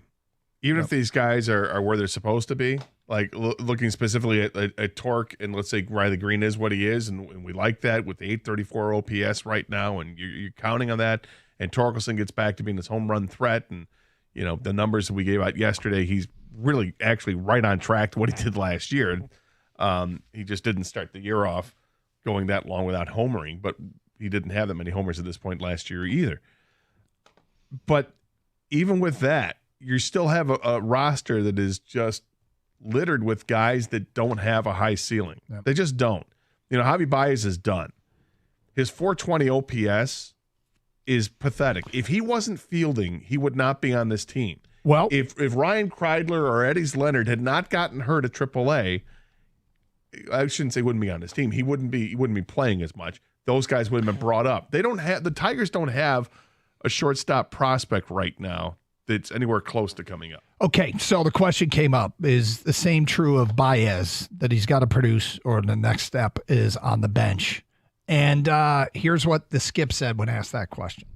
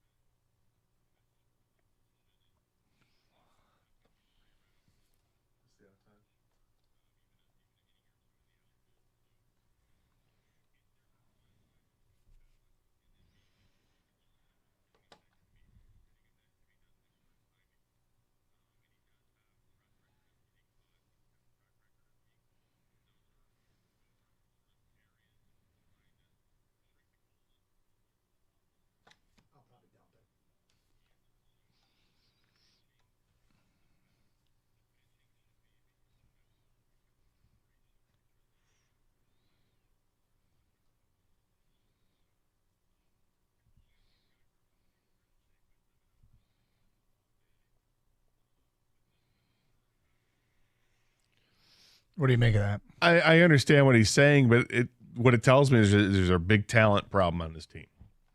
Because if you're relying on, well, he's putting in the effort, so we're going to keep giving him the chance every day, when the performance isn't there, the results aren't there, but hey, he's putting in the time.